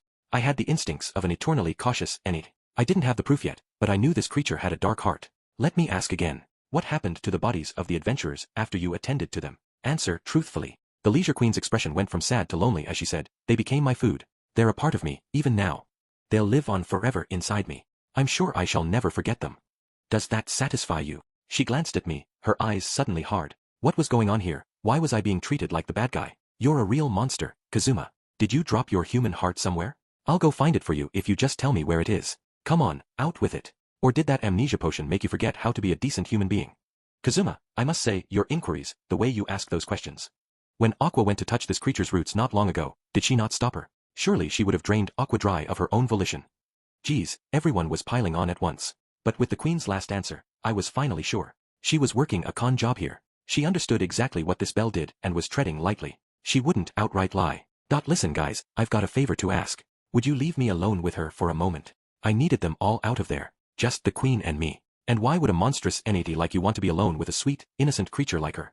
Do not tell me you plan to gleefully exterminate her when we have our backs turned, like you did the Leisure Girl in Crimson Magic Village. Geez, don't you trust me at all? Fine, I won't slice her up while you aren't looking. See, the bell didn't ring, did it? The silent magical item convinced Aqua and Megumin to leave the area. Kazuma, I know monster hunting is an adventurer's duty, that someone has to do it. But don't paint yourself into a corner, okay? Darkness alone, as usual, seemed slightly confused about what was going on, but at least I had everyone out of there now. I watched them go, then turned to the Leisure Queen. Time to put all our cards on the table. I know exactly what you and your kind are. Tell me everything. No games, no hiding. Oi you, the Leisure Queen said. Doesn't a body get tired, being suspicious of everyone all the time? She was trying to give me a life lesson, almost as if she were human. 5, there it is. This is rich, a plant lecturing a human. Talk about your small men, and you wonder why you're still a virgin. Listen, I don't need an oversized vegetable telling me about my virginity. How does a monster like you even know a word like that? Some adventurer must have taught it to you. When you live as long as I have, you learn a few things. So what's the story? Which of those 3 are you looking to get with? The monster had dropped all pretense, and it turned out to be a lot of pretense. This is why I hate wild monsters, no sense of discretion. And anyway, those 3 are my adventuring companions, so get your mind out of the gutter. I'm going to pull you up by the roots. The Leisure Queen smiled indulgently at my threat. Try it, and your adventuring companions would come running. You really okay, seeing your affection plummet with them? And you can drop the facade. Human males are in heat basically year-round, right? In heat? Human males? I told you to have some decency when you pick your vocabulary. Us humans have a lot of steps to go through before we get to, that stage. Humans are sensitive creatures. Don't act like we're just another breed of monster. The Leisure Queen cocked her head at that. But from the moment we met, you haven't taken your eyes off these. She lifted her big, cushy-looking boobs, which were covered by thin cloth that hardly looked like it was made of leaves. I've got a man's intuition about these things. That's simply a biological phenomenon, like photosynthesis or the way you plants spread your seeds in spring. I'll cop to photosynthesis, but I'm above spraying my seeds everywhere. Don't lump me in with lower forms of plant life. We manipulate humans, bend them to our will, and get them to move us over great distances. Long ago, when I was growing in a different spot, I begged to be moved somewhere the adventurers and the monsters weren't so strong, and now here I am. These things knew how to survive. I had to give them that. Furthermore, unlike you humans or, say, goblins, we aren't prepared to get our freak on all year long. We undergo root division only once every 100 years. You reproduce without even meaning to, but we seek harmony with nature. I object to your goblin analogy. You're pissing me off here, plant. I was getting lectures on ecology now. From a monster? So now you know exactly what I am. And what are you planning to do with that knowledge? The Leisure Queen looked at me with respect but also vigilance, a complete change from earlier. Oh, I think you already know. I'm an adventurer, and you're a monster. That makes us mortal enemies, and that means there's only one way out of this. What have I done wrong? The Leisure Queen demanded. Everyone who came to me did so of their own free will, because passing away in my arms was so much better than just dropping dead with nobody to know or care. All I asked in return was to be able to put their corpses to good use. Those adventurers got to meet their ends peacefully and easily. No pain, no sadness. And I got my food. Everybody's happy, so where is the problem, Mr. Hypocrite? I was getting seriously sick of this plant. A little knowledge really was a dangerous thing, especially when a monster had it. You think I'm going to let you get away with mouthing off to me like that? It's extermination for you. According to the lady at the guild, thanks to you, people have started coming to this forest specifically to commit suicide. It's hurting the town's image. Just to make sure that sort of thing never happens again, I'm going to put up a sign at the entrance to these woods with a nice, happy name on it. Well, hold on there, don't be hasty. Anyway, I know perfectly well you don't intend any harm. The Leisure Queen gave me a nasty little smile. I didn't intend any harm? What did that mean? It's been very nearly a century since I put down roots here. You think no one else ever caught on in all that time? And what do you think happened to those perspicacious souls? I was starting to wish I hadn't sent everyone else away. I'd been forgetting. This was no small fry monster. The last leisure girl I'd run into had been living outside of Crimson Magic Village, an area crawling with powerful creatures. No run-of-the-mill opponent would have made it through the struggle for survival in that area. I reached for the sword at my hip, but she said, Now, let's keep our heads. Don't get me wrong, I'm not here to bury you in an unmarked grave. In fact, I have a proposal I think you'll like very much. Then she pointed at her feet. What are you playing at? Dig here. You'll find something very valuable to you buried in this spot. That was when I got it. The Leisure Queen used adventurers' bodies for nutrition. But the metal objects those adventurers were wearing, the gear, the personal effects, where did those go? The answer was literally at her feet. She was saying, You act awfully human for a monster, trying to buy me off. It works out for both of us, doesn't it? You make a little cash, I come away with my life. It's win-win. I told you, we seek harmony with nature. So she made sure to keep some money around for times like this. Ugh, I didn't know about a monster who literally saved up to buy off bloodthirsty adventurers. But sorry, you got the wrong opponent. My name is Kazuma Satu, Axel Adventurer and Vanquisher of a whole bunch of generals of the Demon King. If I'd been any normal adventurer, I think your little plan would have worked. But don't imagine I'm like the rest of them, okay? All my great exploits have left me with more than enough money. I set down my backpack, and for the first time, the Leisure Queen looked like she was starting to sweat. Hold on there. Just relax. I see now that you're a man of exemplary integrity who can't be moved by money. Yes, I was taking you too lightly. No question you're the cleverest of all the adventurers I've ever run into. And rightfully proud too, a true adventurer in every sense. That got me to slow down for a moment. You figure if bribery doesn't work, you'll try flattery? Too bad for you that the immense acclaim I've received has left me immune to just any old compliment. Why, until recently, I was forcing the maids in a castle to list 10 or more good things about me every single day. And you can live with yourself that way? I'm a monster, and even I can tell there's something wrong with you. The Leisure Queen looked genuinely baffled. Hey now, what's that? Hold on. What have you got in mind? She went pale when she saw what I had pulled out of my backpack. I wasn't exactly sure how a plant could go pale, but I let the question slide as I displayed my prize to her. As you can see, it's herbicide. Okay, I get it, let's talk. If you really hate my being here so much, I don't mind if you transplant me to some distant mountain someplace.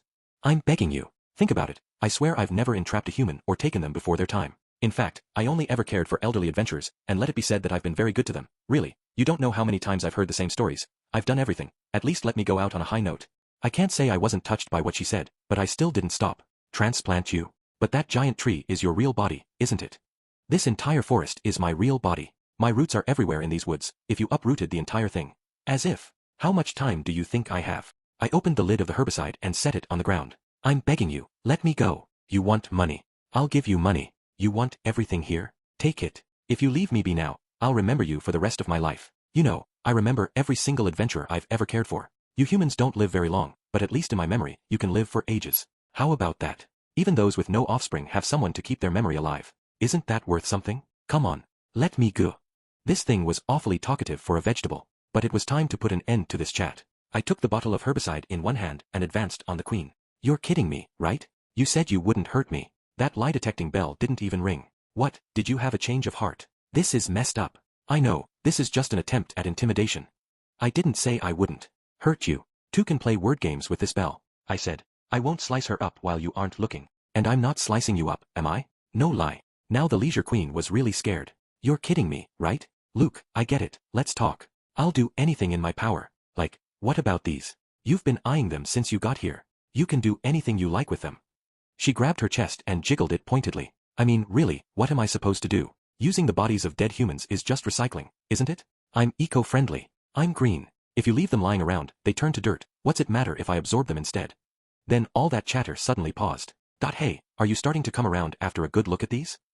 No. Just because I stole a peek at her bouncing bust, I wouldn't say I was coming around. I knew I completely lacked any honor or integrity, but even I wasn't so far gone that I would get hot for a plant monster. The only monster I needed was a succubus. Come on. I've put everything on the table, so why don't you do the same? No one has to know. Be honest. You're curious, aren't you? So this was the Leisure Queen, the subject of a quest renowned for its difficulty, even among all the tasks nobody wanted to take on. What a wily and dangerous opponent. Be strong, Kazuma Satu.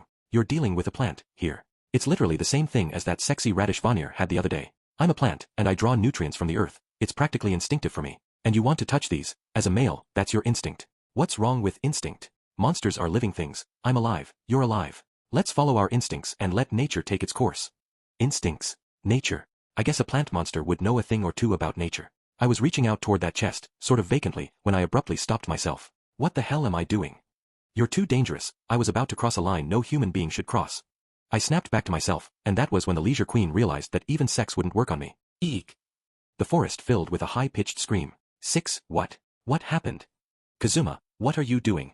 Kazuma, what is this you are about to scatter all over? Is this herbicide? The Leisure Queen's scream had brought Aqua and the others running. Good timing, you guys. Help me out here. I knew this thing was bad news. I was feeling triumphant, but for some reason, the girls all gave me troubled looks. I turn my back on you for a minute and look what happens. You obviously found some way to cheat that bell. Tell me what's going on here. Aqua is right. Explain this situation. I tried to recount my conversation with the plant, but the Leisure Queen, a glint in her eye, broke in. This man suddenly tried to do something horrible to me. Butt out, I said, brandishing the herbicide at the mouthy weed. Darkness put a hand on my shoulder, clearly feeling awkward. Kazuma, I have no idea what's going on here. Why don't you start by explaining it to us? I knew this thing was a black-heart monster. The moment we were alone, she started talking. Smoothest operator you've ever seen. Here, tell the bell. Tell everyone how the moment they left, your attitude changed completely. Just try pretending it didn't with this thing here. Cornered by the magical bell, the Leisure Queen didn't say anything at all but only looked at us dejectedly. Hey, drop the act. You're gonna make everyone think I'm the villain here. Give it up and spit it out. But I had been underestimating my opponent, forgetting that these monsters' ecological niche basically consisted of entrapping people. Instead of answering me, the Leisure Queen dropped the biggest bombshell of all. This man has been deeply interested in my chest all along. Hey, don't change the subject. I could feel Aqua and the others all looking at me. Then they looked at the bell, silent, and the air grew tense. You know how to play the game, I'll give you that. I didn't think things would go this far. But you're not the only one who knows how to put this bell to good use. Alright, girls, watch closely. Take a good look at just what this Leisure Queen is. After you guys left, she turned into the nastiest, filthiest creature you ever saw. No jingle from the lie-detecting bell, of course. Aqua and the others looked a little confused. I recognize that I didn't speak in the most refined manner. But please, I have an excuse. Seeing the bell remain silent, the girls backed away, clearly wondering what exactly we had talked about. They were trying to decide which of us to believe. The Leisure Queen, realizing she was at a disadvantage, went on the offensive. Why? Only a moment ago, you were reaching out for my chest. You were going to touch it. Bell. Not a sound. Oh, you wanna go there? Well, you were offering to let me squeeze your boobs if I spared your life. I never said anything so crude. Don't put words in my mouth. The bell still didn't ring, and the looks from the three women got colder and colder. Damn, this isn't getting us anywhere. I should never have bothered trying to talk to you. I should have gone right to brute force. This is what you get. Take this. I grabbed the herbicide and sprinkled it on the Leisure Queen's roots. Ennu, stop. A contest of power when I can't even move? That's not fair. You know you can't win a contest of words with me, so you're trying to overpower me instead. That's dirty. Pipe down. What does a monster know about fighting fair? Ooh, you gonna throw down with me? Take your medicine. I've got plenty. The creature was grabbing my arm in the hopes of stopping me from sprinkling any more plant killer on her. Stop. Don't do something so cruel. Don't sprinkle such filth on me. I'll be polluted. Somebody save me. Don't let him put that dirty stuff on my lower half. You choose the worst possible way to word everything. I'm just sprinkling some herbicide at your feet. So we argued and I sprinkled. The herbicide worked a lot faster than I expected, and finally. Ugh, I think I'm gonna throw up. Even though there's nothing in my stomach. Even though I don't have a stomach. I feel awful. The Leisure Queen, having absorbed ample herbicide, lolled back and forth, her eyes unfocused. She was pale and unsteady, as if she were very, very drunk. Alright, guys, now's our chance. Help me spread this plant killer. I was gleefully tossing the stuff around, but everyone else stared at me in horror. Hey, stop that. Everything I said was true. I mean, this thing didn't lie either, but she wasn't exactly right. Look, even I wouldn't get hot over a monster's chest. Re-eyeing. The girls appeared even more horrified than before. Heh. The Leisure Queen still obviously wasn't feeling well, but she managed a triumphant chuckle. How about that, you damnable adventurer? For the rest of your life, you'll be marked as the man who was aroused by a monster. That's what you get for spreading this disgusting crap on me. See you in hell, you stupid virgin. I guess the Leisure Queen had reverted to her true colors. Drunk on herbicide, huh? Well, if you see me in hell, it's because you're going there first. I stalked over to the creature with the bottle in my hand, causing the monster to start rambling desperately. Aren't you embarrassed, beating me with strength just because you couldn't out-talk me? I see you, you're beet red. Earlier, you wouldn't shut up about what a great adventurer you are, but isn't it humiliating to be a virgin if you're so damn great? You have 3 females around you, and not one of them has popped your cherry yet, adventuring companions? Looks like you're the only one who thinks so. I'd say they barely consider you more than an acquaintance, you. Before the creature could go any further, I dumped the herbicide right in front of her. Ugh, gross. Damn it, you filthy virgin. My roots extend all through this forest. It would take decades to uproot all of them. You think you can destroy me in the space of your piddling lifespan? I don't think it'd be worth whatever you got out of it, but hey, go ahead and try. To the bitter end, the Leisure Queen insisted on leaving a scar on my heart. 7. That must have been quite a challenge, Mr. Satu. Excellent work defeating the Leisure Queen.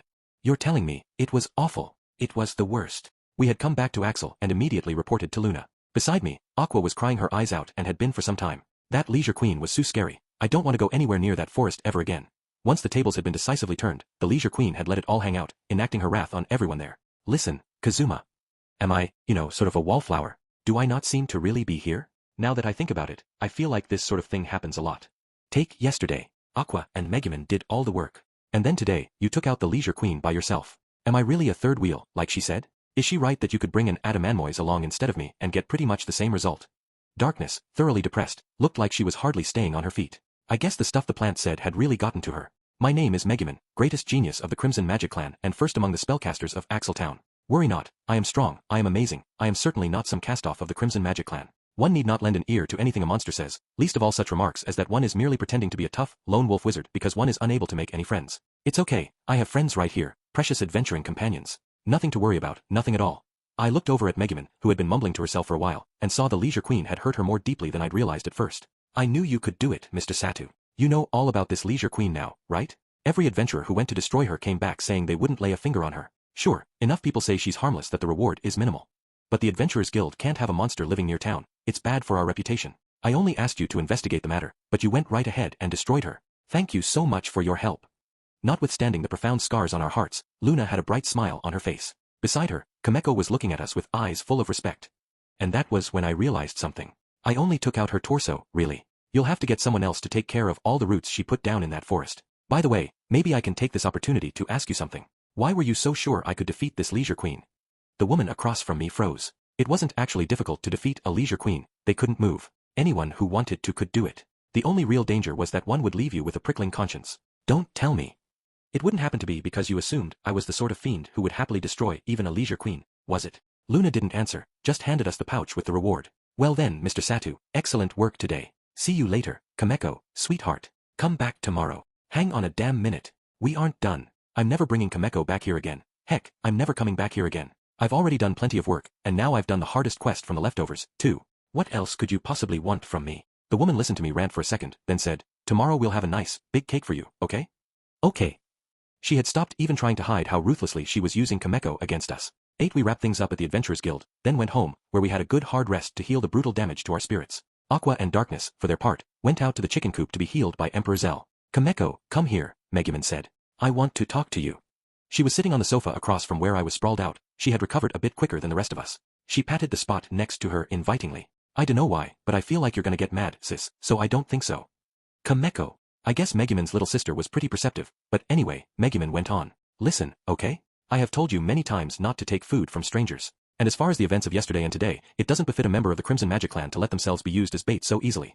Megumin, who had begged us for food when we first met, claiming she didn't have anything to eat, apparently had an entire lecture in store. Back at the village, you told me to hit people up for food when I saw them, sis. Hey.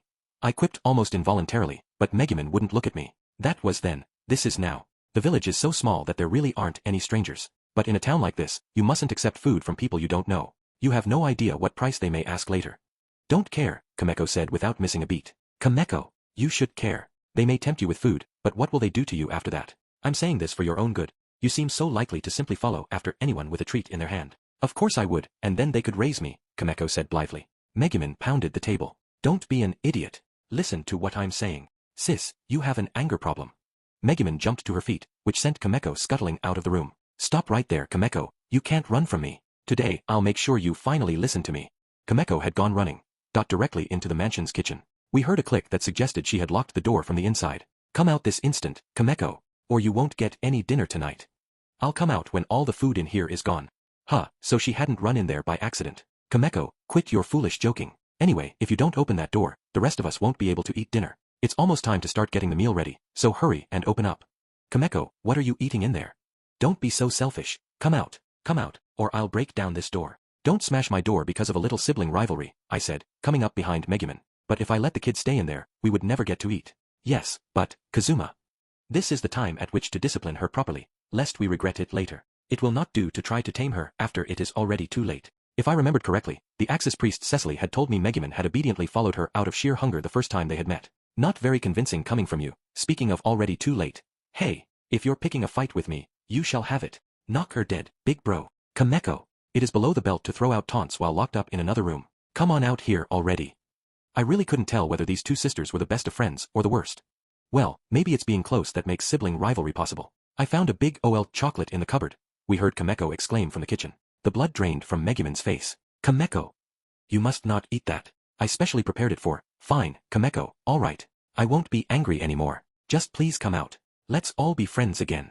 Ah, loving sisterly conversation. I'm gonna eat this. I'll come out after. Kameku. I was reminded of how great it seemed to have a sister. Chapter 5 Back to basics with these adventurers. 1 The next day. Kameko. Where is Kameko? I could hear Megumin running around and shouting about something. First thing in the morning, too. What's wrong with you, being that loud this early? Since the kid had shown up, I'd gotten in the habit of being an early riser myself. I guess Kameko was partly there as an informant for Megumin's parents, so I couldn't afford to look like too much of a slob. Kazuma, good morning. I am looking for Kameko. It seems she couldn't wait for breakfast. She had her way with the kitchen and then disappeared somewhere. Geez, your sister is no joke. Maybe that was what happened when you were raised by an older sister who specialized in crawfish dishes. I must say, I do not recall raising such a wild child. Where does she get it? I wanted to point out that Megumin was the only possible influence, but I bit my tongue. She's never been outside the village. Maybe she's curious about Axel? I bet she's just taking a walk around the neighborhood. She'll be back before you know it. True, I remember when I first came to this town and how easily distracted I was. Megumin didn't sound very convinced though. If this town had nothing else going for it, at least public safety was decent. Even a little girl walking around by herself would probably be fine. So we decided to have breakfast before anything else. Hey, Megumin, what happened to Kameko? She beat me at our board game last night, and I want to get some revenge. Aqua came in with a game under her arm, like a kid looking for someone to play with. You lost to a little girl? Not sure that says much for your qualifications as a grown-up. Aqua had become fast friends with Kameko over the last couple of days. They seemed to get along really well. Maybe it was because they were mentally about the same age. You're so dumb, Kazuma. Don't you know the word handicap? I went too easy on her because she was a kid, and that's why I lost. I played without my adventurer, which is the weakest piece. So you basically played without a handicap. Darkness, who had shown a surprising soft spot for children since Kameko's arrival, had also gotten close to the little tyke. Still, I'm surprised she's not back yet. Maybe she's playing with some other kids at the park or something, or maybe the guild tempted her with treats again. Highly plausible. At least the part about the guild, that girl doesn't get along much with other children her own age. Come to think of it, didn't the woman at the guild say they would have a cake for her today? It was kind of terrifying to realize that pint-sized girl was spending her days hanging out in a den of scum and villainy like our adventurers guild. Normally, if you were a little girl in a strange town, you'd think you wouldn't leave your big sister's side, but Kameko seemed like she had well and truly left the nest already. I was starting to get the feeling she was going to be an even bigger deal than Megumin in the future. Darkness chimed in. Well, I think the guild pretty much mopped up all the unwanted quests, so maybe this time they're thanking Kameko for helping to motivate all the adventurers. She at least has the right to ask for some sweets. Like she said, apparently not a lot of quests had been getting done in Axel lately. So maybe this was all for the best. Though I had to admit, I had the distinct feeling that once Kameko was gone, things would quickly go back to normal. Well then, seeing as we have had breakfast, perhaps we should go to the guild as well, Megumin said. Her little sister may have left the nest, but Megumin seemed desperate to drag her back in. When we arrived at the Adventurers Guild, we were met with the strangest sight. Here, don't you want one of these? I made them myself. Kameko was there, sure enough. But solicitously feeding her were the succubus escorts. Here, sweetheart, have some more of these. Thanks a lot. I had no idea what the ladies were doing here, but Kameko was more than happy to eat the treats they offered her. I beckoned over one of the girls I recognized and whispered. You're from, the place, right? You know this is the Adventurers Guild? It's dangerous for you here. My, if it isn't one of our best customers. Thank you, but we know what we are and we know very well how dangerous this place is. Then she smiled fondly at Kameko, who was stuffing her face with sweets. But somehow, for the life of us, we just can't leave that girl alone. I think she must have an incredible talent for controlling demons. She'll be big in the future, I'm sure of it. Now's the perfect time to suck up a little. Weird. I looked at Kameko. It was true. The succubi doting on her had unusual looks in their eyes. What's with this sense of defeat? Aqua was half hidden behind a post, staring fixedly at the succubi. There had actually been an incident when Aqua had discovered the existence of a shop run by succubi. She had been on the warpath to exterminate them, and I had ended up completely exploding at her. I guess the experience had traumatized her so badly that even now, she couldn't bring herself to do anything to them. I might also have informed her in no uncertain terms that if she exorcised the succubi, every male adventurer in town would be out for her blood. So I didn't think anything really bad would happen, but... I see Lady Aqua is here as well. I think we'll be going now. Give our regards to Lady Aqua and Lord Vanir, sir. Alright, Kameko, dear, we'll see you later, okay? The succubi kept glancing uneasily in Aqua's direction. With several backward glances at Kameko, the ladies made their way out of the guild. So, Kazuma, Darkness said. What exactly is your relationship with those people? I never knew you had such beautiful friends. They run a cafe that has nothing but beautiful people, Megumin said. The food is pretty mediocre, and I've always wondered why it seems so popular. What in the world would they want with my little sister? The adventurers remained deferential to Megumin today. Megumin. Not much to do today, Megumin? We've pretty much cleaned up all the quests over the last couple of days. All the adventurers had become more than accustomed to speaking politely to her. I see. In that case, perhaps we won't be ambushed by any more difficult quests. Everyone has been exerting themselves so much these past few days. I've been so worried about you all. Megumin smiled in relief at the other adventurers. Kameko, imitating her expression, said, Sis, the adventurers in this town were awesome. Oh, I very much agree. I wouldn't live in a town without awesome adventurers. All the sisters' listeners looked away shyly, but they were unmistakably pleased. Blue-haired Sis was awesome, too. I agree again. I wouldn't have a companion who isn't awesome, after all. She was able to purify a ghost who had been in this world for much too long. She might not show it at every moment, but I think Aqua is distinctly underrated. All of this went directly to Aqua's head, and she stood there grinning. Big Bro was awesome too, wasn't he? Well, he is my party leader. He could hardly not be awesome. Though I'm not completely sure his methods constitute real victory. Hang on, was she taking a shot at my exemplary defeat of the Leisure Queen? What about how I did? Darkness said timidly. You didn't do, I shot back, leaving her despondent. What do you think, Kameko? Awesome companions, are they not? Cool adventurers all over town. When you get back to Crimson Magic Village, well, feel free to brag to everyone. Megumin smiled at all the obviously touched adventurers. Hey, Kazuma, was it true what the Leisure Queen said? Is it true that an Adamanmoise would be more useful than me because you wouldn't have to do anything but feed it? She's just a plant, don't let her get to you. Forget everything she said. Darkness was the only one of us not in pretty good spirits, and I tried to offer her some sort of comfort. Then Kameko dropped a bombshell. But you weren't all that awesome, sis. Kameko, what did you just say? Are you saying that I, your very sister, was not awesome? You could have heard a pin drop inside the guild hall. Kameko responded to Megumin's trembling question. Aha! You were the only one who wasn't awesome, sis. Kameko, have you suddenly entered your rebellious phase?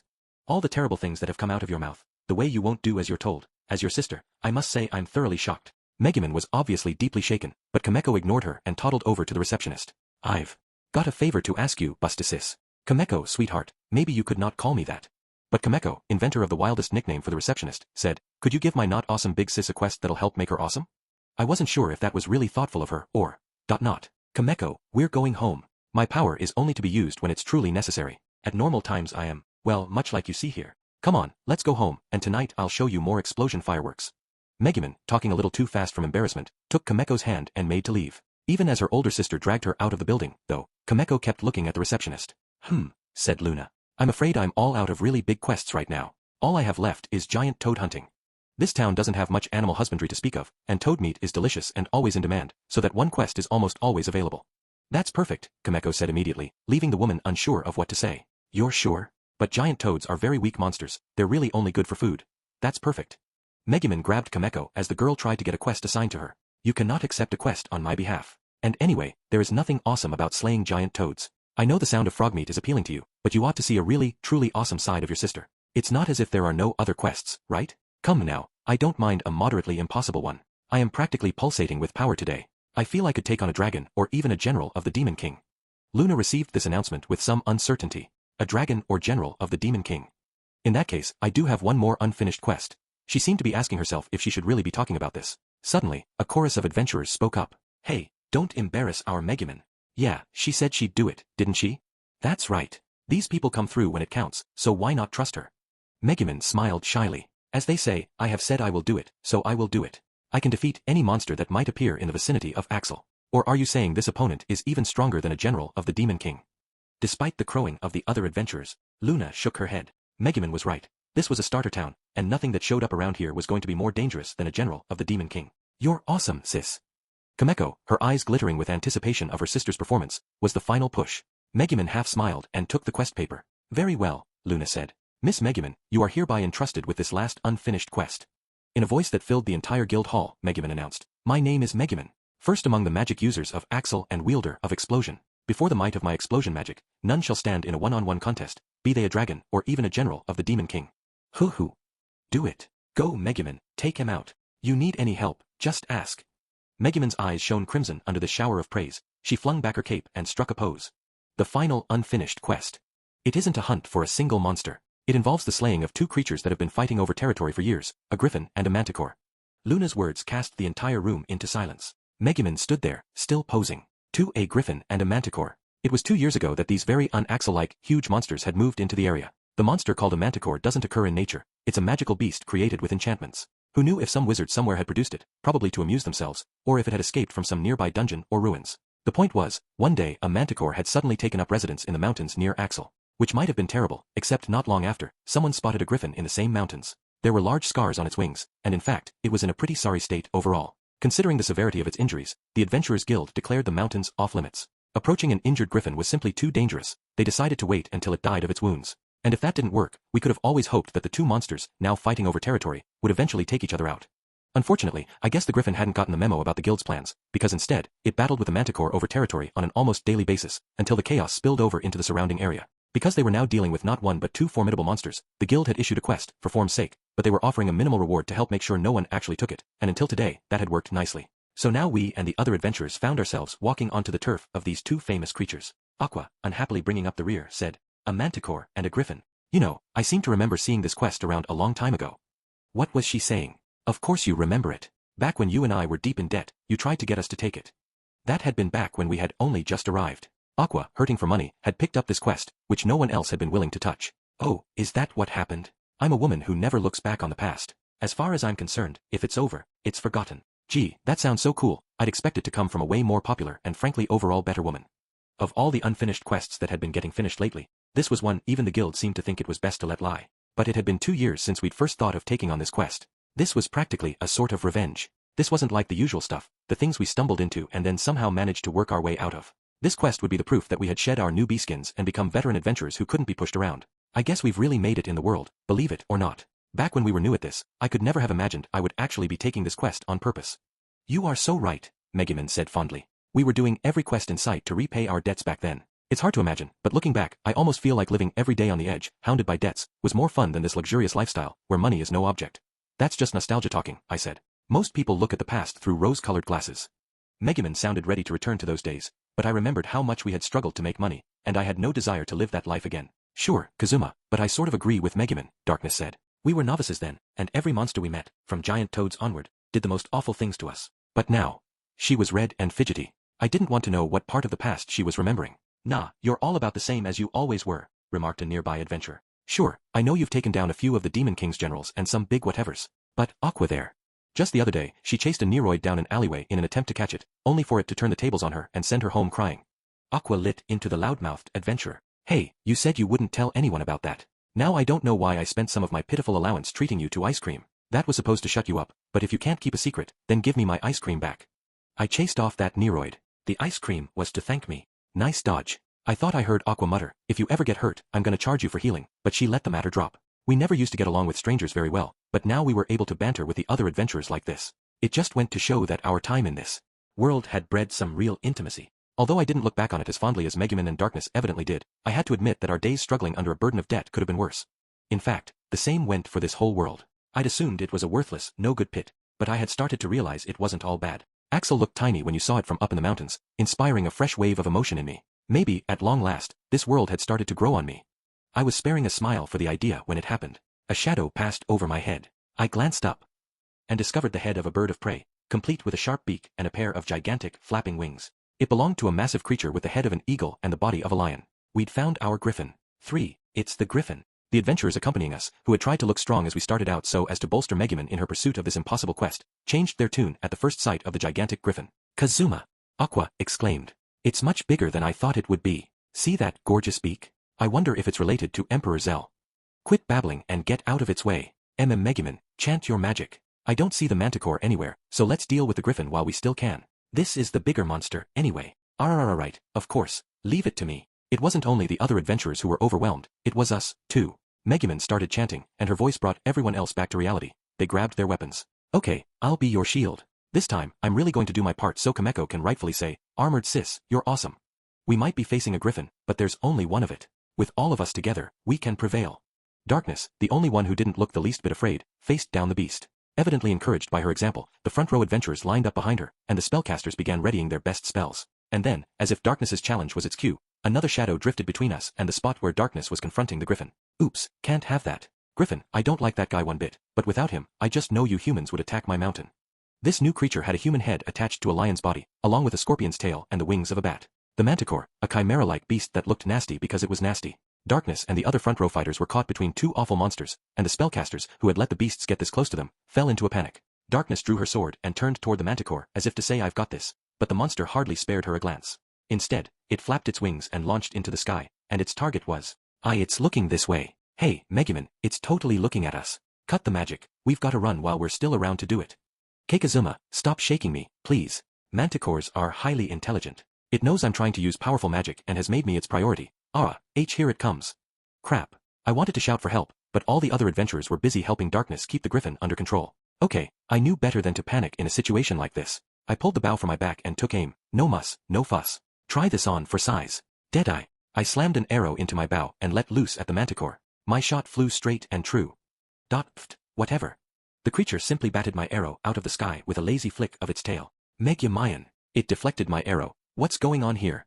Your shot isn't powerful enough. A manticore is such a strong monster, you would never normally see one around here. Novice adventurers' attacks just, well, you saw for yourself. Even as Megumin shouted to me, she resumed chanting explosion. This time I would be sure not to interrupt. Crap. Quite a manly man, you man. How about you have a go at big ol' me? Heek. The manticore, spouting lines that were disturbing in more ways than one, presented its massive scorpion tail, then dove out of the sky at me. I stood in front of Megumin, hoping to keep her safe, and intoned some magic of my own. Create earth. Even the strongest enemy was vulnerable if you blinded it. Once the manticore couldn't see what was going on, I could buy Megumin some time. Until Aqua barged in. Leave this to me, Kazuma. Let me tell you something about big monsters like manticores and griffins. They fly using magic. So if you can neutralize the magic, they come crashing down. Hey, stop. Whenever you try to help, things only get worse. I'm about to take this thing down with my trademark blinding combo. But I never got the chance. Sacred Dispel. The light from Aqua's spell rocketed into the air and slammed into the manticore. Maybe she had been right about it using magic, because it suddenly lost its lift and plummeted to the earth as gravity took over. Iyo. The manticore crashed into me. I probably had the defensive buffs Aqua had put on me before the battle to thank for the fact that I came out with minimal damage. I tried to get to my feet, but... Hey, little man, this ain't so bad, is it? Not so bad at all. Not so bad. First Sylvia, and now you, are all you chimera types like this? The manticore wasn't getting off me. It had my hands pinned with its forelegs. What do you say, boy? Want to give it a show? Ow. Agag, what are you doing? I used Drain Touch on the manticore to suck the magic right out of its body. Somebody, anybody, help me. I screamed. Otherwise I might lose any number of very important things. Like my virginity or maybe even my life. The manticore hardly even made a sound as a thief adventurer attacked it from behind. It spontaneously let go of me, and I made tracks. The monster managed to dodge the strike, but now it was focused on the adventurer who had attacked it. It looked downright surprised. It had probably never expected my Drain Touch attack. The spellcasters had already put some distance between themselves and the manticore and me, and begun to focus on the griffin. I didn't have any time to see how things were going, but if they had decided they all needed to prioritize that monster, then my guess was things weren't going well. Drain Touch must have really worked, because the manticore was looking cautious now. I took the opportunity to draw my beloved sword. But it wasn't so I could fight the thing head-on. No, someone of the weakest class like me wasn't here to win any battles. My job was to buy time. Hey you, the disturbingly ambiguous monster. I've got some serious trauma related to the likes of you. Maybe it'll give me some closure if I wipe you off the face of the earth. I taunted the manticore as hard as I could, trying to keep its attention on me. I had the other adventurers for backup after all. If I could just gain us some time. Another manticore. It's a female. A lady manticore. So it had a mate. Manticore females are stronger than the males. Let's go. The adventurers who had been heading in my direction turned around to deal with a new manticore that was approaching the mages, who were supposed to have been far enough away to be safe. You've got some guts, little man. So it's just the two of us. I see you want to do it with me. I'll give it to you, all right. I'll give it to you good. Give me a break. Give me a break. Talk about trouble everywhere you turned. Kazuma, my preparations are complete. Allow me to handle this, said Megumin from behind me, finally done with her incantation. But this space was too tight for me to get the distance I needed from the manticore. If we were going to finish this thing, I had to lead it out of here. That spell be wasted on the manticore. The griffin is way stronger. Don't use your magic on this shrimp. You understood. They did say the griffin was by far the more powerful enemy.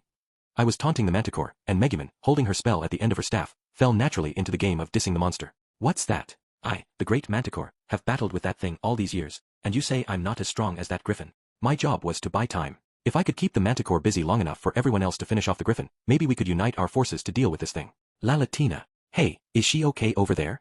Lalatina's getting pecked to pieces by the griffin. No, hold on, she looks kind of happy about it. I don't think it's actually bothering her that much. That I could buy all the time I wanted, and I wasn't sure things were actually going to get any better. Please, Axel Adventures, show how awesome you are. Maybe my wish reached somebody, because as I stood there facing down the manticore, I heard a distant voice. Great, it's working. Hey, Kazuma. Once we deal with this manticore, we'll come help you as soon as we can.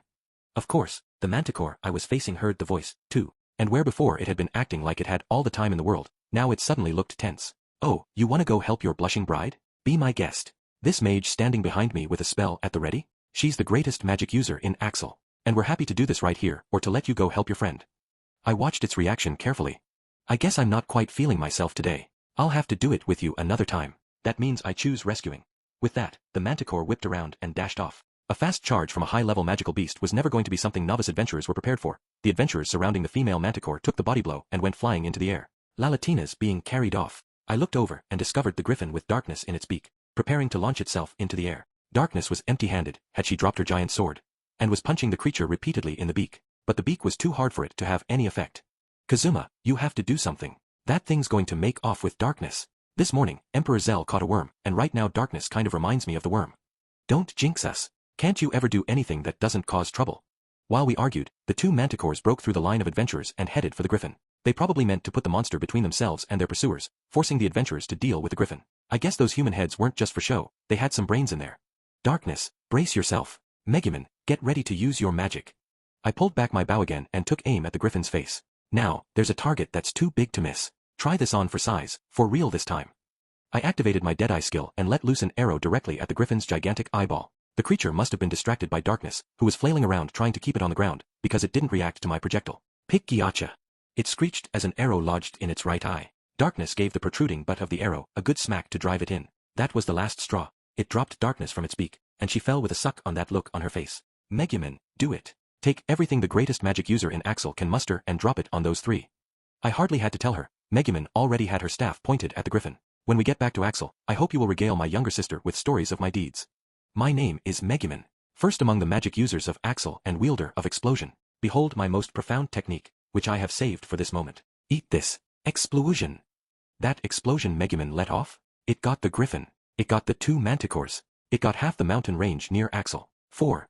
No more. Kazuma, I don't want to go on any more quests for a long time. We had emerged from our battle with the griffin and the manticores, if only by the skin of our teeth. Kazuma, I keep wondering, have we really grown at all? I can't help thinking we've hardly changed since we formed this party. Don't ask me. That's what I want to know. I walked beside Darkness, trudging along despite being thoroughly battered, with Megumin riding on my back. We and the rest of the adventurers were heading for Axel. As we walked along with the sun setting on the horizon, Megumin said, "There is one thing for which I must apologize to you, Kazuma. I admit, I do not really want to go back to those days." Well, there you have it. Excellent work. And congratulations. As of now, all the unfinished quests in this town have been cleared. All of us at the Adventurers Guild express our heartfelt thanks to you adventurers. A row of guild staff members greeted us when we arrived, muddy and filthy, back at the guild in Axel. Every adventurer who had gone on the quest looked as pleased as if they had slain the griffin themselves. And there she was, right in the middle of the line of staff, like she was already a part of this guild. Luna pushed her forward a little. "You were awesome. You were all awesome." Kameko said, her eyes shining. A rough and ready warrior answered with a big grin. "Yeah, I sure think so. We're Axel adventurers, after all. But your big sister is the most awesome of us all. Today, she took down a griffin and two manticores all at once." He no longer sounded like he was saying that as a favor to Megumin. This was real, heartfelt praise. When Kameko heard how sincere he was, she looked happier than ever. "Big sis, you're awesome," she said. And then she beamed her biggest smile. Epilogue that night. Having done our first big job in a while, we'd split the modicum of a reward for the griffin hunt with the other adventurers, then partied to our heart's content at the guild, and we had only recently arrived home. Kameko, blissfully full, had fallen sound asleep on the way. Darkness had carried her on her back, and now she was asleep in Megumin's room. We'd had a serious hike and an even more serious battle. It had been a long day, but it had been ages since I had felt this pleasantly satisfied with myself. I snuggled into bed, and with the wine coursing comfortably through my body, I closed my eyes, looking forward to a good night's sleep. "Kazuma, are you still awake? If you're awake, could I have a moment?" It was Megumin, just outside the door. "I'm awake, but not for long. I went out of my way to come here, so don't fall asleep yet," she shot back, opening the door and coming into my room. I didn't sit up but lay there with my head poking out from under the blankets. "What do you want at this hour? Don't you want to sleep with Kameko for the first time in ages? She's not going to be here forever, you know. You can never be sure when someone will come from Crimson Magic Village to pick her up. Though personally, I wouldn't have minded if she stayed forever. Not that I was feeling like a lullicon or anything.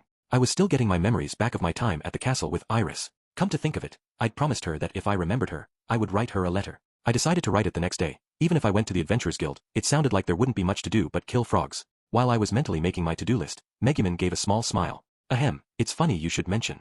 As a matter of fact, Yun came by just earlier. Now that I reflected on the last few days, we really hadn't seen that girl around. I wondered what had happened to her. Those other girls, Funifura and Dodonko, they'd said they couldn't find Yun. Maybe she really had run and hid. So what about her? She come to see Kameko? No.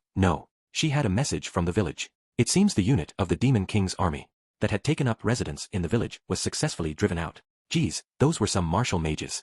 I guess the Crimson Magic clan members weren't known as the world's most powerful wizards for nothing. It had been only a few days. I wondered if they could ever be convinced to turn all that energy to something more productive. Hey, that's great news. But that means, yes, tomorrow, my mother will come to pick up Kameko.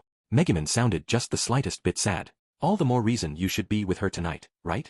No, it's fine. That child is very strong. Frankly, I am afraid I am the one who would be damaged if I was with her all the time. Oh yeah, I'd forgotten Megumin had a bit of a sister complex. Megumin bowed her head. Kazuma, for helping me with a great many things these last several days, thank you. Gratitude? That came out of the blue. Little late for all this bowing and thanking. Anyway, I know it was a struggle and I know I came close to losing some very important things, but it did sort of remind me of the old days and I enjoyed that. Just a little. I half smiled, and Megumin did the same. True, today's battle did indeed bring to mind the way we used to be. It makes one wonder if indeed we have grown at all. Darkness had said something similar on the way back to Axel. I would have been pleasantly happy not to hear that comment again. Actually, I had noticed recently that even when my level increased, my stats didn't improve as much as I expected. I didn't like to think about it, but maybe I was getting close to maxing out my numbers. I didn't even have any cheat powers, and I was hitting a point where raising my level didn't make me any stronger. That was not cool.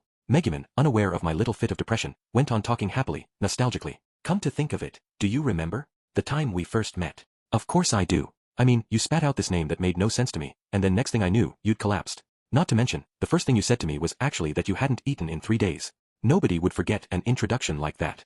Hey, I have lost count of the number of times I have said this, but if you have a problem with my name, then I shall hear it. When I saw Megumin's eyes flash crimson, I realized I felt a certain fondness for this familiar banter. Megumin must have seen it on my face, or maybe she wasn't really angry at all, because she dissolved into giggles, until I was laughing along with her. Kazuma, I knew about you before any of that. That was sudden. You and Aqua may not realize it, but I was aware of you before I ever joined your party. Oh, you were, eh? So Aqua and I had really been getting that much attention right from the beginning? Just to be clear, it's because the two of you strangely stood out. I would often see you in the strangest places, being yelled at, getting angry and weeping, be it at your job at the guild tavern or selling vegetables. I saw you being shouted at so often that you quickly lodged yourselves in my memory. That's not a very nice way to remember someone, I said, but Megumin just giggled again. Perhaps, but even so, the two of you seemed to be genuinely enjoying yourselves. The real reason I wanted to join your party was because of the thought of the fun adventures we might all have together. Gosh, when she put it that way, I could hardly be angry with her. Though it must be said that if you had told me then that I would fall in love with you, Kazuma, I would never have believed it. Ha! Did I make that bad a first impression? You know even I have feelings, right? Megumin laughed again, from the heart. Kazuma. What is it? I'm trying to sleep here, leave me alone. I want to enjoy being a little tipsy while I can. I was pointedly acting a bit sullen, but Megumin said, sooner or later, I would like to move to the point where we are more than friends but less than lovers. No context, no warning, just that sudden curveball. I'm so sorry, Mr. Kazuma. Making you take care of both my daughters. Nah, I don't mind at all. Both your girls have done so much for me. It was the next morning. After springing her little revelation on me, Megumin hadn't actually done anything at all, simply said good night and left my room. When I saw her this morning, she greeted me casually, as if nothing had happened. Maybe, with Kameko in the same house, she'd felt saying it was the most she could manage. Thanks to her, though, I hadn't slept at all. You could see the resemblance between the older and younger sisters. They were both from a family of demons. When you say they've done so much for you, may I ask what exactly they've done? I mean, it could be anything, and I don't mind if it is, but those girls are both getting to an age where they'll be needing to find partners. Those distinctly uncomfortable words came from Megumin's mom, Yuyui. When the talk of finding partners came up, Darkness, who was in the foyer saying goodbye to Kameko, flinched. Come to think of it, as a noble, it was high time for her to become a bride, too. I mean they helped me with adventuring. Nothing weird, okay? Yes, of course I know, my daughter told me everything, so I understand perfectly, Mr. Kazuma. Everything is fine so long as you're ready to take responsibility. That caused me to involuntarily glance back at Megumin, but I found her shaking her head vigorously. So the daughter Yuyui was referring to must be. Yuyui looked Megumin and me in the eyes and produced a small notebook. It was the one Kameko had occasionally been writing things down in. Blue-haired sis was awesome, she got rid of a ghost with a punch. Armored sis was awesome, she got eaten by a big bird. Big sis's man was awesome too, he put plant killer on a lady and got rid of her. Big sis was awesome, don't really know why, but she was. Hey, what was with that last part? Megumin had explained what she'd done in detail to Kameko, but the pipsqueak hadn't understood a bit of it. Megumin fell weakly to the carpet when she heard that, but Yuyui kept reading from the notebook. When Sis wasn't around at night, I thought she must be in her man's room and went to look, and she was saying something about being more than friends but less than lovers. Megumin jumped up. Kameko, you were awake for that. And you were eavesdropping. Just how much did you hear? Her face was red, and she was furious. You don't need to hide it now, Yuyui said. Your mother approves, as long as you're happy. With her mother's kindly gaze upon her, Megumin slumped to the carpet again, clutching her head and tossing it back and forth. Yuyui completely ignored her daughter's antics and said, well then, Mr. Kazuma, I'll show myself out. My though, what a wonderful house you have. I'd heard you talk about it, but it's incredible to see it for myself. I know now that I won't have to worry about my daughter. I'm entrusting her to you. See you, big bro. I want to eat frog the next time I come. And that was it. Yuyui intoned some sort of magic, probably teleport.